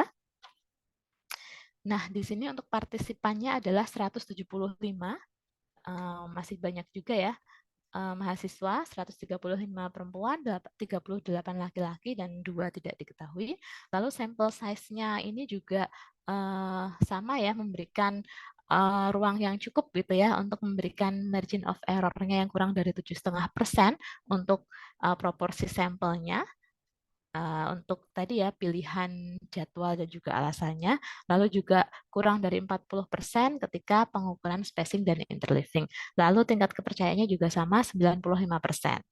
Nah, di sini mahasiswa yang sudah berpartisipasi di eksperimen yang pertama ini tidak boleh berpartisipasi di eksperimen yang kedua. Jadi ini partisipannya beda gitu ya untuk menghindari bias gitu ya. Jadi ini memang murni mereka tidak meng-create tapi sudah dipaparkan, sudah ditunjukkan jadwalnya, mereka memilih yang mana. Tuh. Lalu prosedurnya di sini ada 2 bagian yang akan dilakukan di studi 2 ini. Di bagian yang pertama, peserta itu diberikan skenario schedule yang sama dalam artian tadi ya, ada 2 pekan, ada 10 hari, ada 4 topik, ada lesson 2 JP untuk masing-masing topik, dan ada 7 latihan soal dengan 1 JP di masing-masing topik. Tapi di sini mereka tidak diminta untuk meng-create ya, tapi mereka diminta untuk memilih di antara 5 schedule yang sudah diberikan. Nah, 5 schedule ini sebenarnya juga berdasarkan temuan yang ada di studi 1 itu ya.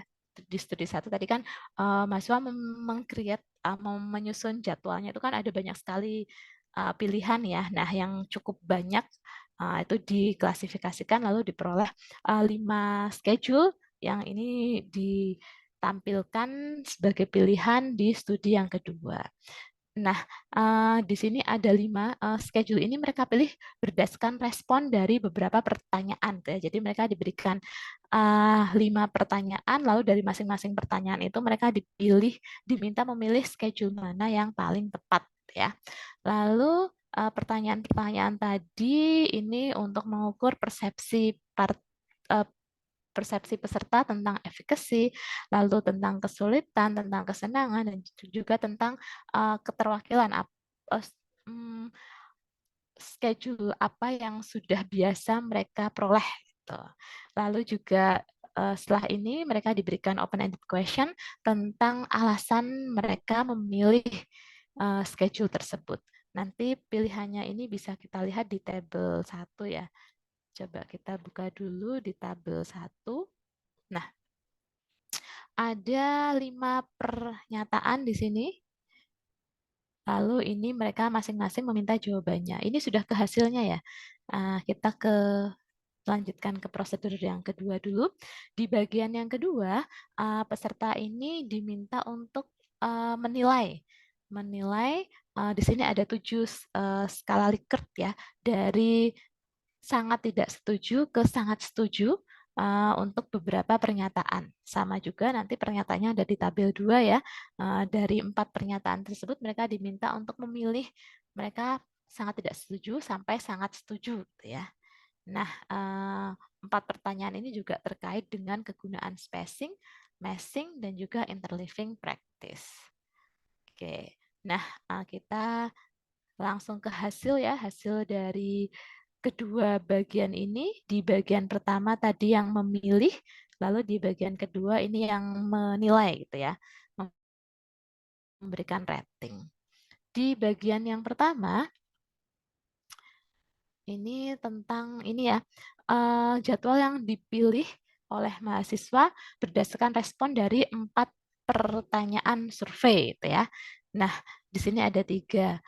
Awalnya ini sama ya, manakah schedule yang kalian pilih agar bisa memberikan hasil yang maksimal untuk tes yang akan dilakukan di pekan ketiga. Jadi kan tadi pembelajarannya di pekan 1 dan pekan 2. Nah, pekan ketiga ini berarti kan tes yang langsung gitu ya. Tidak jedanya tidak panjang dari pembelajarannya itu ya. Short term testnya ini mana yang paling efektif gitu ya? Apakah yang A, B, C, D, E? A, B, C, D, E ini sama seperti yang sudah teman-teman simulasikan di awal tadi ya optionnya. Lalu untuk pertanyaan kedua, mana yang paling baik untuk menghadapi tes di pekan yang ketujuh? Jadi ini delay test ya, tes yang dengan jeda yang cukup panjang, berarti 1 bulan kemudian gitu ya, kira-kira mana yang paling efektif. Lalu pertanyaan ketiga, schedule mana yang dirasa paling sulit ya menurut para mahasiswa. Lalu pertanyaan keempat, schedule mana yang dirasa paling menyenangkan.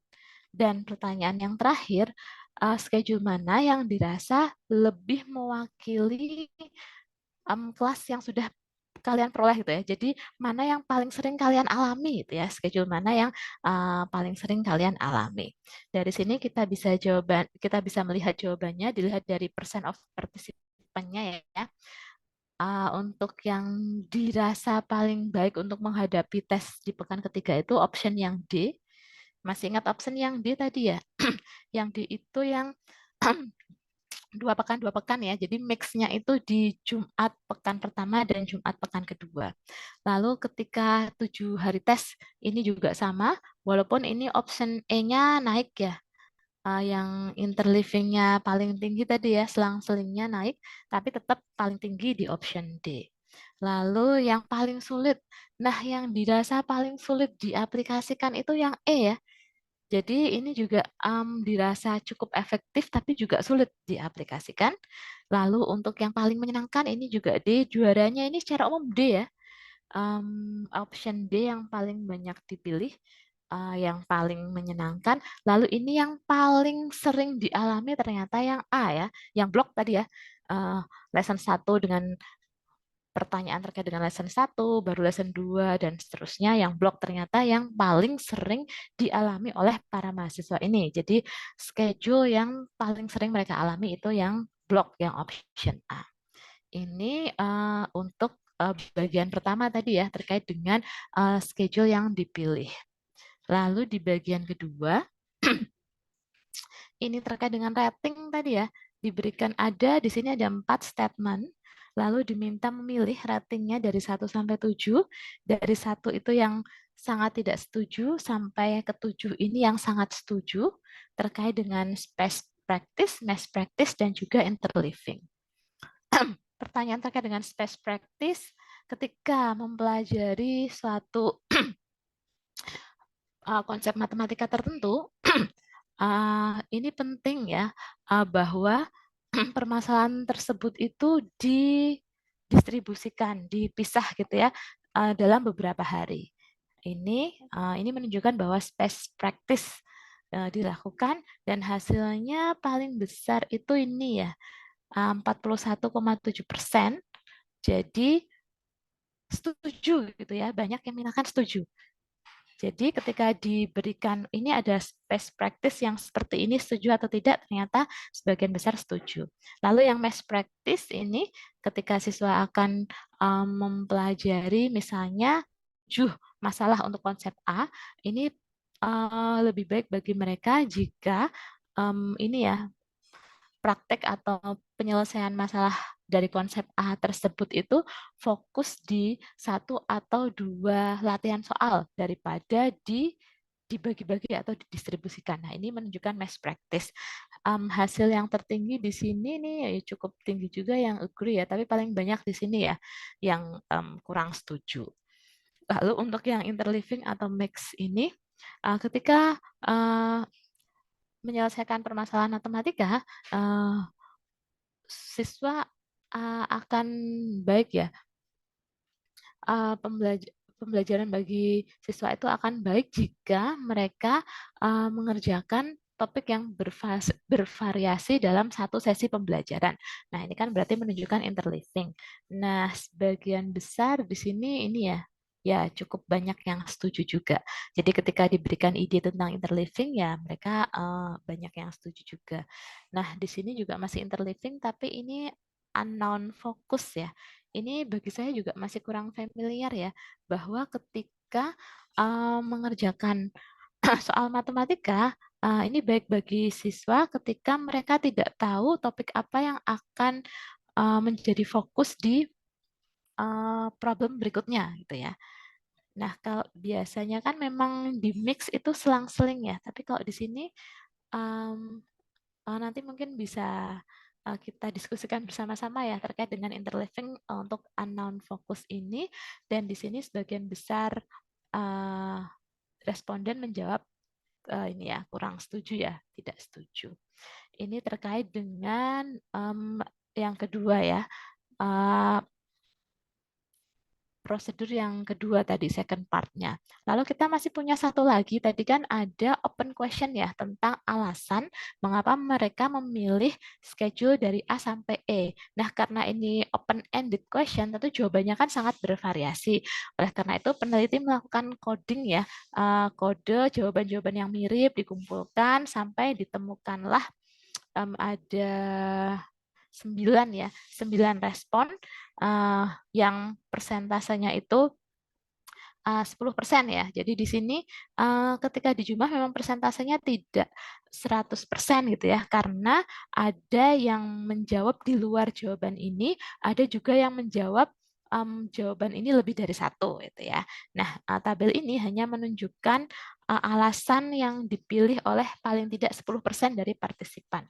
Baik untuk pilihan di tes jangka pendek maupun tes jangka panjang. Nah, di sini bisa diberikan alasan yang umum diberikan oleh peserta ketika mereka memilih schedule mana yang tepat untuk memaksimalkan tes skornya. Di sini ada 9 tadi, paling banyak dipilih alasannya adalah baik untuk mereview pengetahuan yang sudah dipelajari sebelumnya itu ya. Termasuk tadi yang paling banyak dipilih kan option yang D, karena D itu di hari terakhir, di hari ke-10 itu memang di interleaving gitu ya, sebagai review pengetahuan. Ini 46% untuk yang menghadapi tes di pekan ketiga, 45% hampir sama juga untuk menghadapi tes di pekan ke-7. Lalu juga option yang kedua untuk membantu mengingat atau mengurangi lupa itu ya. Itu juga banyak. Lalu kita harus bisa memahami topik sebelum suatu topik sebelum beralih ke topik berikutnya. Lalu ada juga kita harus belajar satu topik dan fokus pada latihan pembelajarannya itu, latihan pembelajaran secara cukup gitu ya. Lalu ada juga ini berguna untuk persiapan tes. Lalu ini bisa mengurangi kebingungan atau bisa meningkatkan pemahaman. Lalu juga meningkatkan waktu untuk belajar, untuk memproses atau memahami topik atau masalah. Lalu juga ini seharusnya kita memahami semua topik atau tipe-tipe soal sebelum ujian, dan juga ini bisa untuk review, untuk membuat informasi itu refresh di dalam ingatan kita. Ini yang sekitar lebih dari 10% responden menjawab alasan-alasan ini. Oke, ini hasil untuk studi yang kedua. Jadi memang masih underestimate, tapi sudah lebih meningkat dibandingkan dengan studi yang pertama tadi. Kayak ini general discussion-nya. Ya, kita menemukan bahwa mahasiswa memang ini ya kurang mengapresiasi kegunaan dari spacing dan interleaving teknik untuk pembelajaran matematika, dan kita juga bisa mengidentifikasi kekurangan dari kepercayaan mereka gitu ya. Jadi mereka memang memiliki keyakinan gitu ya bahwa spacing dan interleaving ini berguna nggak sih gitu ya, masih belum meyakini kegunaan itu. Lalu juga dari beberapa alasan yang mungkin gitu ya, alasan yang paling sering, alasan yang paling kuat gitu ya, kenapa siswa underestimate dengan spacing dan interleaving ini, karena berdasarkan pengalaman mereka sebelumnya, bahwa mereka memang jarang menerima, jarang menggunakan, sehingga memang kurang memahami manfaat dari spacing dan interleaving. Karena memang ini ya, belum familiar atau jarang berpengalaman, jarang mengalami strategi spacing dan interleaving ini. Lalu juga di kedua eksperimen tadi, ini ya, sebagian besar peserta itu memang memiliki kepercayaan yang kurang tepat gitu ya, bahwa ternyata capaian pembelajaran akan bisa dimaksimalkan ini ya dengan hanya tingkat yang kecil ya, atau dosis yang kecil dari spacing dan interleaving. Tuh. Nah, tadi ya dosis yang kecil tadi memang diberikan di penjadwalan di akhir pertemuan tuh ya, sebelum ujian tuh ya. Nah, di sini memang banyak peserta yang menschedulkan mix of the problem ya, interleaving ini sebagai review, sehingga memang hanya diberikan di akhir pertemuan sebelum ini tes. Nah, ini juga mereka melakukan ini juga terkait dengan pengalaman mereka ya. Mungkin biasanya memang kita hanya melakukan review pembelajaran di akhir pertemuan gitu ya. Sedangkan tadi disarankan memang kita bisa memberikan lebih di awal gitu ya, tidak hanya di pertemuan terakhir, tapi di awal itu juga sudah mulai memperkenalkan tentang spacing khususnya interleaving ini, supaya siswa bisa memilih strategi mana yang paling tepat yang digunakan untuk menyelesaikan suatu permasalahan. Ini general discussion-nya. Lalu di bagian akhir ada limitation ya, ada keterbatasan dari penelitian ini yang paling memungkinkan keterbatasannya itu memang terkait dengan eksternal validitas. Lalu apakah apakah hasil dari penelitian ini bisa digeneralisasikan selain untuk mahasiswa, itu masih belum diketahui. Sehingga riset ini selanjutnya bisa menggunakan metode yang sama tapi dengan partisipan yang berbeda. Kalau tadi kan partisipannya itu hanya undergraduate students ya. Nah, mungkin di sini dan tadi student dari psikologi. Nah, ketika undergraduate pre-service teacher khususnya di matematik ya. Jadi mahasiswa calon guru matematika itu seperti apa sih reaksinya terhadap spacing dan interleaving? Ini kan juga belum diketahui. Atau guru sekolah dasar menengah itu ya yang sudah melakukan pembelajaran di kelas. Nah, bagaimana tanggapan mereka tentang penjadwalan secara spacing dan interleaving ini juga belum diketahui di studi ini. Lalu yang terakhir terkait dengan implication-nya. Implikasinya, nah, para peserta mungkin bisa memperoleh manfaat yang lebih gitu ya. Setelah diajarkan untuk menggunakan dosis yang lebih tinggi tentang teknik spacing dan interleaving ini ya. Jadi tidak hanya ketika di akhir pertemuan menjelang ujian itu ya. Mereka juga harus menyadari bahwa ketika mereka menyatakan tadi kan yang paling difficult, yang paling sulit itu mana? Yang strategi yang tadi ya, yang mix itu ya. Nah, kesulitan dalam menggunakan teknik ini walaupun mungkin dirasa sulit tapi tetap ini ya bermanfaat gitu ya untuk kepentingan studi mereka itu. Jadi jangan dianggap sebagai low efficacy ya, tapi memang ini dianggap sebagai opportunity, walaupun mungkin sulit, tapi penelitian-penelitian sebelumnya menunjukkan bahwa dia bermanfaat untuk meningkatkan hasil pembelajaran. Sehingga para peserta ini bisa memperoleh manfaat ya tentang kapan dan mengapa itu ya teknik ini lebih efektif daripada alternatifnya, daripada meshing dan juga block tadi. Dan ini untuk penelitian selanjutnya juga perlu dikaji bagaimana itu ya prinsip-prinsip dalam menggunakan metode spacing dan interleaving ini dalam pembelajaran sehingga lebih efektif, atau faktor-faktor apa saja sih yang mempengaruhi keefektifan dari penggunaan metode interleaving ini. Misalnya kalau dari sisi cognitive load theory itu kan biasanya memang pembelajaran dipengaruhi oleh student prior knowledge ya. Jadi apakah siswa dengan yang novice learner memiliki prior knowledge yang rendah ataupun siswa yang sudah expert ya memiliki prior knowledge yang tinggi, apakah kedua jenis siswa ini sama-sama akan memperoleh manfaat ketika pembelajaran dilakukan secara interleaving gitu. Atau apakah tingkat kesulitan materinya itu juga berpengaruh terhadap efektivitas dari interleaving ini.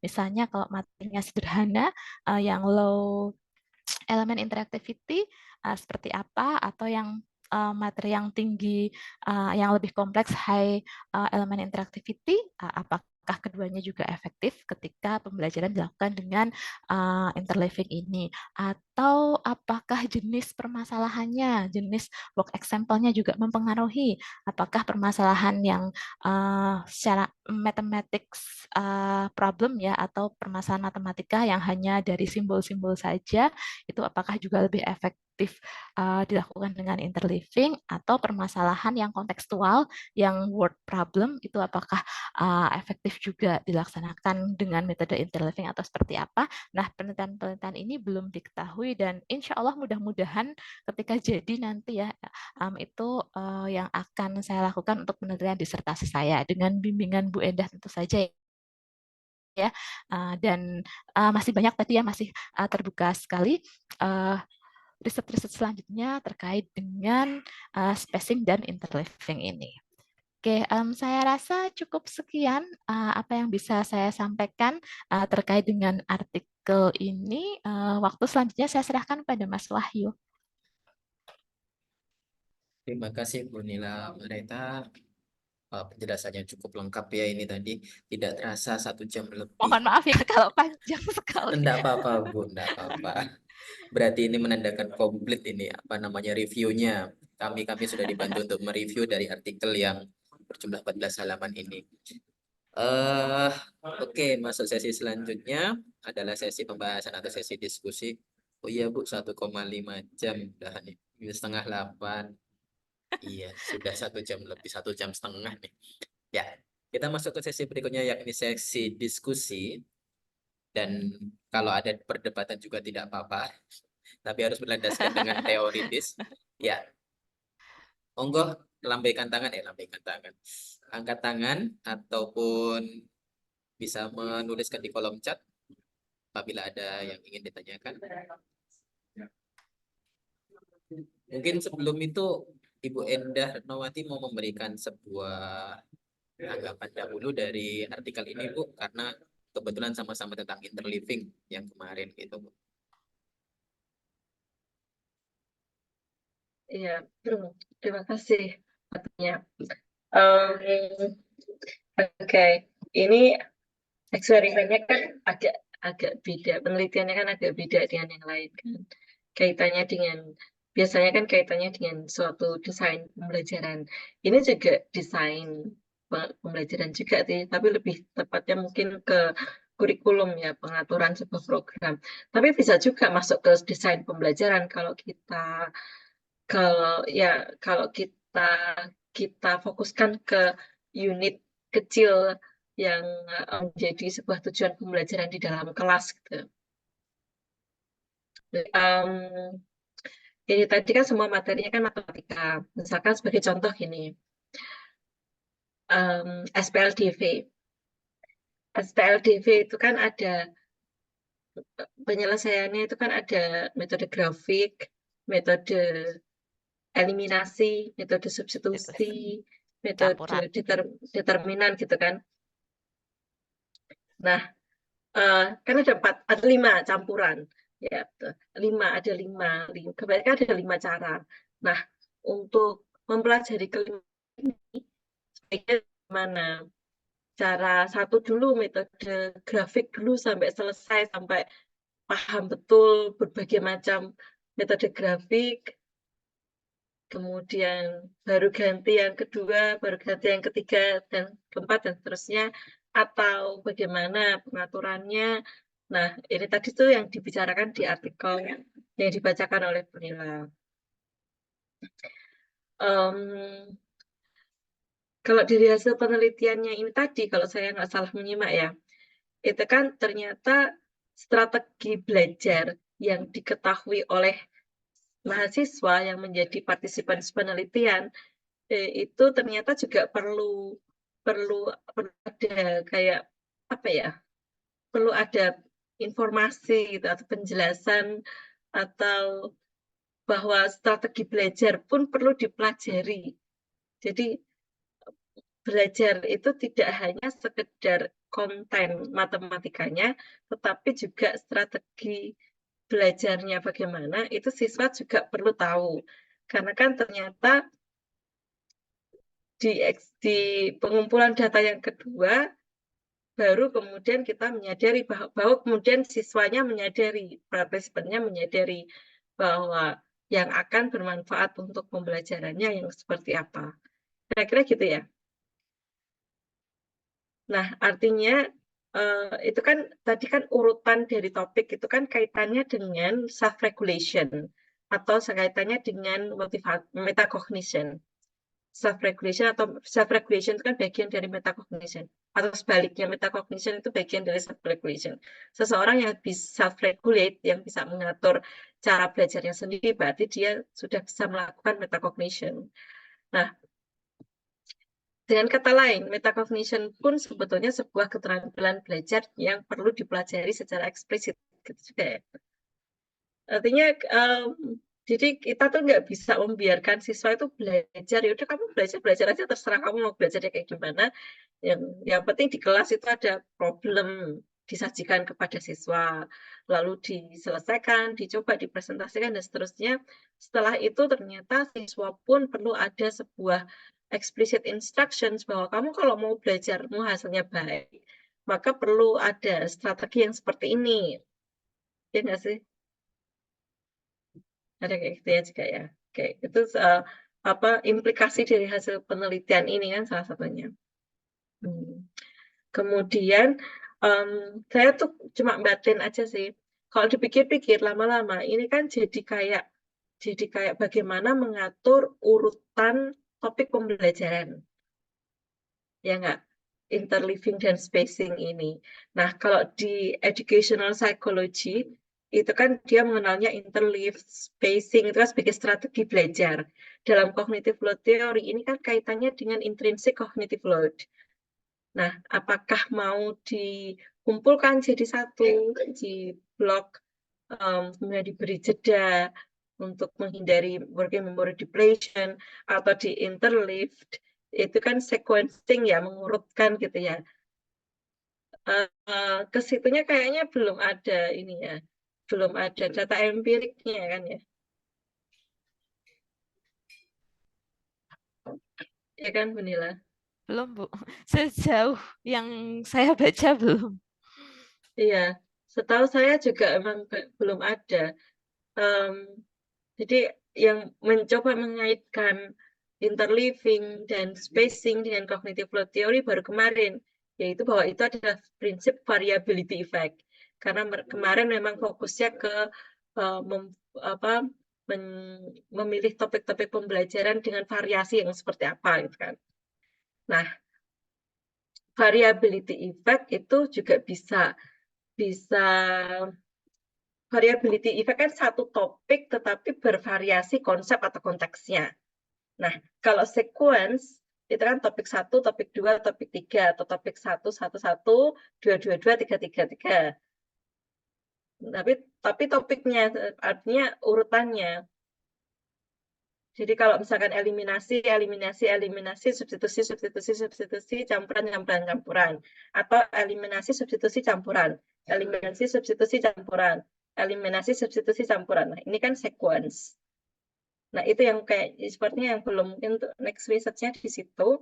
Sama yang kemarin juga kita pertanyakan itu kan yang bisa melakukan interleaving atau spacing dengan tepat, apakah siswa yang mempunyai kemampuan awal yang cukup atau any students gitu kan, atau itu bisa berlaku untuk siapa saja asalkan kita memberitahu cara belajar yang baiknya yang seperti apa. Jadi itu lebih menguntungkan pada siswa yang mempunyai expertise yang tinggi atau yang kurang, karena kaitannya dengan itu tadi metacognition atau self-regulation-nya.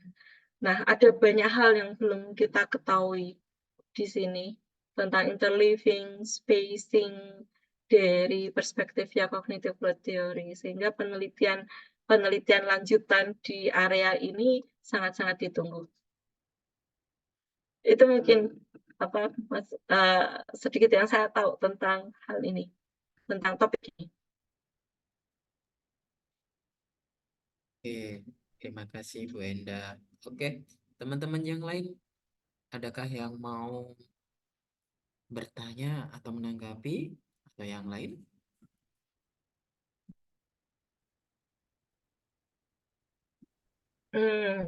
Mau menyapa. Memang saya sapa dulu ya. Ini gambarnya semua cuma tulisan sama foto. Kameranya nggak di-on kan. Tapi yang bukan bimbingan saya di sini tuh yang datang hanya Mbak Arum dan Mbak Ayu. Ada Mas Yosafat juga Bu, bukan bimbingan. Oh iya, Yosafat Ardian. Oke, nunggu nilai karya tulis ilmiahnya keluar. Yes, Bu. Iya, kalau di implementasi dalam level implementasi ya di sekolah dalam level praktiknya, barangkali sebetulnya guru-guru itu juga pernah bertanya-tanya loh, gini jadwalnya baiknya kayak gimana, gitu kan. Sementara biasanya kita pakai intuitif saja, pakai intuisi saja. Ada faktor lain juga sih, faktor untuk memberi kegiatan kepada guru-guru gitu kan. Sama halnya kalau misalkan saya mengatur jadwal PPG itu ya Bu Nila ya. Itu blok, Bu, karena aku keterbatasan waktu. Karena keterbatasan waktu. Dan ya, ini jadwal penyesuaian PPG. jadwalnya susah. Nah, ya ya kalau di dalam level prakteknya kita selalu memikirkan tentang sebetulnya ini mau dipadatkan atau mau diselang-seling atau mau diberi jeda, jedanya itu setelah bagaimana, kapan memberi jedanya, istirahat itu jam 9 pagi atau jam 10 pagi gitu kan. Itu semua hal-hal yang kita hadapi dalam kehidupan sehari-hari. Kalau kita punya data empiriknya, maka kita bisa mengambil keputusan yang tepat sesuai dengan kebutuhan siswa. Ada pertanyaan itu Mas Wahyu? Apa? Iya, Mbak dari Ayu. Bu Ayu Ningtyas. Spacing dan interleaving ini apa mungkin bisa dipadukan dengan sintaks pembelajaran selain dengan logik sampel? Ya, bisa ya Bu ya. Ya, ini nggak ada hubungannya dengan desain Dengan logik pembelajaran sampel ini. tertentu. Tapi mungkin kalau dipertimbangkan adalah kemampuan awal siswa atau prior knowledge siswanya seperti apa, itu jadi faktor yang perlu dipertimbangkan ketika memilih desain pembelajarannya mau apa. Kalau memang siswanya sudah mempunyai pengetahuan awal yang baik, tentu implicit instruction seperti discovery atau inquiry based learning itu baik untuk mereka karena bisa memberikan tantangan baru. Ketika siswanya belum mempunyai kemampuan awal yang cukup, ketika tujuan pembelajarannya adalah kemampuan pemecahan masalah atau fokusnya adalah di kemampuan pemecahan masalah, maka guided discovery atau work example itu mungkin yang lebih disarankan. Dalam hal ini, interleaving atau spacing ini lebih ke pengaturan topiknya atau subtopiknya daripada ke desain pembelajaran dalam unit kontennya, ya kan? Jadi bukan konten pembelajarannya, tetapi sistem pembelajarannya itu sendiri atau mungkin lebih tepatnya ke kurikulumnya. Jadi kurikulum untuk topik matematika yang mana, nah itu mau ditata seperti apa, subtopik yang seperti apa. Makanya kalau kita baca-baca di buku atau artikel, kata kurikulum itu pasti kaitannya dengan pembelajaran kan. Karena pembelajaran tidak lepas dari kurikulum, kurikulum juga nggak lepas dari pembelajarannya. Satu lagi dengan assessment sebetulnya. Kurikulum pembelajaran dan assessment. Assessment itu kan pada akhirnya yang dituju itu siswanya mampu apa, akan diberi tes yang seperti apa, akan yang di-assess atau yang akan dimonitor, yang akan dievaluasi itu apanya. Kalau yang akan dievaluasi, yang adalah kemampuan pemecahan masalah, maka pembelajaran dan kurikulumnya harus yang fokus pada kemampuan pemecahan masalah. Kan.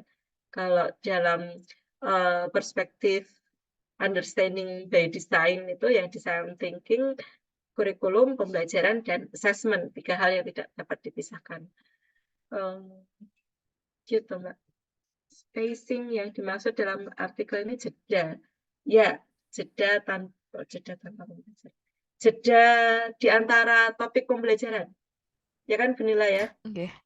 Ini juga terkait kemarin yang mungkin penelitian yang mau dilakukan Bu Endah, tapi belum selesai atau gimana gitu, yang jedanya ini iya. apakah benar-benar jeda dalam artian istirahat nggak ngapa-ngapain, atau jedanya ini dilakukan dengan hal lain seperti ice breaking, itu kan sebenarnya juga jeda, okay? Jadi ketika belajar terus dijeda dengan ice breaking lalu belajar lagi, atau belajar jeda yang benar-benar mereka nggak ngapa-ngapain terus belajar lagi, itu mana yang lebih efektif. Jadi jeda di sini ya pokoknya jeda dari pembelajaran itu, entah jedanya itu belajar yang lain atau melakukan aktivitas lain atau memang nggak ngapa-ngapain, itu bisa Iya, jadi betul. alternatifnya. Iya, betul. Jadi kita sedang sudah penelitiannya sudah kita lakukan. Jadi sebentar saya share screen. Papernya sedang proses ditulis.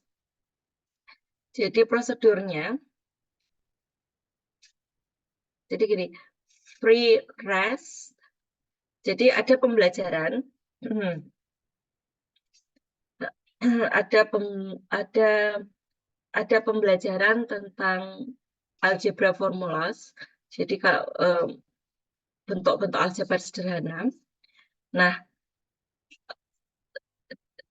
satu topik pembelajaran aljabar, lalu siswa diminta istirahat dulu, free rest. Tapi istirahatnya bebas, mau ngapain terserah ke anak-anak sekarang, istirahat dulu gitu kan, terserah mau ngapain.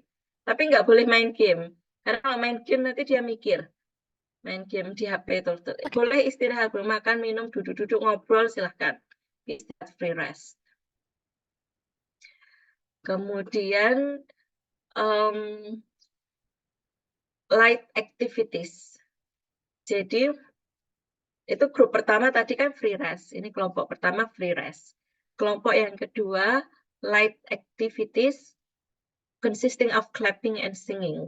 Jadi ice breaking lah istilahnya kalau tempat kita. Tapi itu kan aktivitas ringan gitu kan. Ice breaking kan yang diharapkan nggak membuat siswa mikir berat kan, tapi ringan dan senang, ada nyanyi-nyanyinya, ada clapping, tepuk tangan. Kemudian ada satu lagi kelompok yang mereka diminta untuk membayangkan. Jadi sekarang jeda dulu. Jeda dulu, tapi selama jeda coba kalian sambil ingat-ingat kembali ya tadi yang dipelajari. Jadi sekarang kita istirahat dulu ya, tapi sambil istirahat, Bu, ya sambil mengingat-ingat tadi yang dipelajari apa supaya nanti bisa lebih lancar. Kadang-kadang guru kan bilang kayak gitu juga pada siswanya. Dan ini sengaja siswanya diminta untuk membayangkan pembelajarannya tadi seperti apa. Nah, kita sedang menulis hasil penelitiannya. Jadi ketika kita menggunakan metode spacing, jadi siswa belajar satu subtopik, lalu istirahat, lalu subtopik. Istirahatnya itu ngapain? Sebaiknya, supaya setelah istirahat, masuk ke pembelajaran berikutnya, working memory siswa itu kayak fresh lagi. Fresh lagi itu, jadi istirahatnya itu benar-benar untuk ngecharge baterai. Nah, ini yang sedang kita lakukan. Kita coba untuk kita laporkan, kita cek processing dan storing dalam working memory di presentasinya seperti kemarin itu, dan juga ada tesnya. Ini ada 4 grup. Belum terpublikasikan, baru masih proses ditulis, belum selesai, masih ada beberapa hal yang perlu dilengkapi di sini. Bisa kalau sudah publish saya kabarkan. Tapi sebagai informasi saja, ini kemarin sudah disubmit ke Journal of Educational Psychology dan sudah langsung ditolak. Jadi ini sedang kita proses untuk submit di jurnal yang lain, learning and instruction. Itu jadi jedanya ngapain? Kalau yang disarankan sebetulnya sewaktu jeda aja, istirahat dengan tenang. Rest in peace, istirahat dengan tenang. Nggak usah ice breaking, karena ice breaking itu ternyata distraction. Mengembalikan lagi fokus siswa setelah ice breaking itu ternyata tidak mudah. Tetapi meminta siswa untuk membayangkan itu juga ada manfaatnya, tetapi itu membuat cognitive load-nya sangat tinggi. Oke, data empiriknya ditunggu, Bu Ayu. Oke. Siap. Oke, ada lagi teman-teman? Namun sepertinya ini jam sudah menunjukkan pukul 9:06. Sudah lebih dari jam 9. Mungkin ada yang ingin segera nonton debat kali ya. Rangkuman debat. Nonton di streamingnya aja berarti. Nonton di streamingnya dulu. Oke. Nah, permulaan sebelum Senin pagi, kita sudah melakukan agenda read review research yang ke-18 dan kita akan bertemu lagi besok malam Sabtu dengan pembicaranya yaitu Ibu Istiqomah. Nanti artikelnya sendiri kita akan segera kirimkan di grup. Oke, sampailah kita di penghujung acara. Oh, ini sebentar, ini ada Bu Istiqomah chat dulu, Bu. kadang-kadang ice breaking digunakan untuk memotivasi siswa. Nah, itu bagaimana gitu? Maksud pertanyaannya bagaimana? Kalau posisinya ada di tengah-tengah, sebagai jeda, itu jadinya distraction. Kalau data empirik kami. Tapi mungkin beda ya kalau itu ditaruhnya di awal pembelajaran. Jadi untuk transisi dari satu topik yang berbeda, misalkan dari pelajaran olahraga masuk ke pelajaran matematika itu misalnya, atau terakhir pelajaran jam terakhir selesai mau pulang baru ice breaking supaya barangkali siswa menjadi cerah lagi atau bagaimana, mungkin iya. Tapi kalau letaknya ada di tengah, di jeda, di jeda antar topik sebagai metode spacing, kalau menurut data kami, siswa tidak belajar lebih baik dibandingkan dengan siswa yang istirahat, biasa saja istirahat dengan tenang, istirahat sesuai dengan maunya dia apa. Yang penting kepalanya ditaruh istirahat. Itu kalau data empiriknya. Jadi barangkali juga perlu diteliti lagi untuk mendapatkan data empirik yang apakah data empiriknya akan sama atau berbeda ketika sampelnya berbeda, ketika topik pembelajarannya berbeda, ketika tingkat kompleksitas materinya berbeda. Kalau tingkat kompleksitas materinya yang low dan high, dua-duanya sudah kita teliti, sudah ada datanya dan datanya mirip. Tapi barangkali untuk topik yang berbeda, jenisnya jadi yang berbeda dan sebagainya, pakai teknologi, GeoGebra dan sebagainya, barangkali hasilnya sama atau beda, itu juga perlu ada replikasi ya, penelitian dengan prosedur mengulang dari yang sudah ada. Replikasi itu manfaatnya sangat besar juga, meskipun itu level penelitian untuk skripsi, nggak apa-apa. Replikasi itu memberikan data empirik untuk menumbuhkan entah itu pertanyaan penelitian baru atau memang memantapkan prinsip yang sudah ada. Oh ya, Mbak Ayu siap mengambil data tempatnya Mbak Ayu. Ini Saya boleh sebanyak ikut ambil 20 data juga nggak, Bu Ayu? 20 mahasiswa yang di sini ini sedang proses mengumpulkan data penelitian 19, kurang Mbak Arum itu sudah lulus kan ya?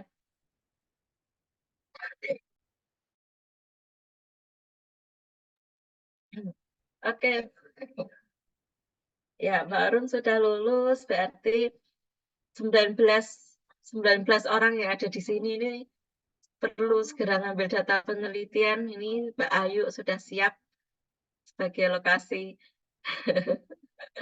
di Wonogiri. Insya Allah Mbak Ayu SMA ya. Oke. Yang senang hati, wah, kita disambut di sana, Ibu. Berarti di sana bisa. Kita siapkan instrumennya dulu, Bu. Ya, teman-teman, kita mencapai penghujung acara yakni dokumentasi. Mari teman-teman kita buka dulu kameranya sejenak.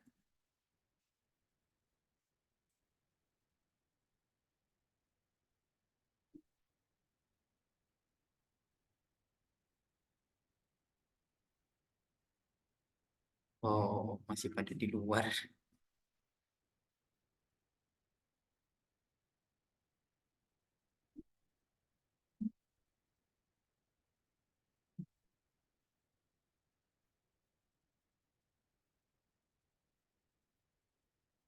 Oke, sudah ada. Oke, masih ada lagi yang ingin buka kamera. Oke, bertepatan dengan Semoga event. tesis dan disertasinya segera selesai. Amin.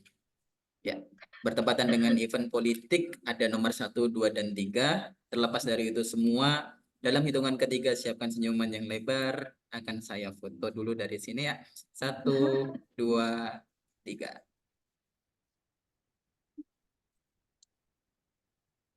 Oke. Satu kali lagi. 1, 2, 3.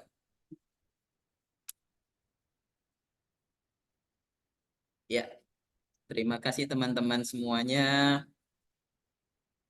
Sampai jumpa di malam Sabtu minggu ini di tanggal 12 Januari. Terima kasih Oke, siap, atas Masya Allah. waktu yang telah diberikan teman-teman semuanya sudah mengikuti hingga ICCLR yang 3R yang ke-18. Kita jumpa lagi di Read Review Research yang ke-19 besok malam Sabtu. Terima kasih semuanya. Kami tutup. Terima kasih, Assalamualaikum Bu Nila. warahmatullahi wabarakatuh. Waalaikumsalam Waalaikumsalam warahmatullahi warahmatullahi wabarakatuh. wabarakatuh semuanya. Semoga tesis dan disertasinya segera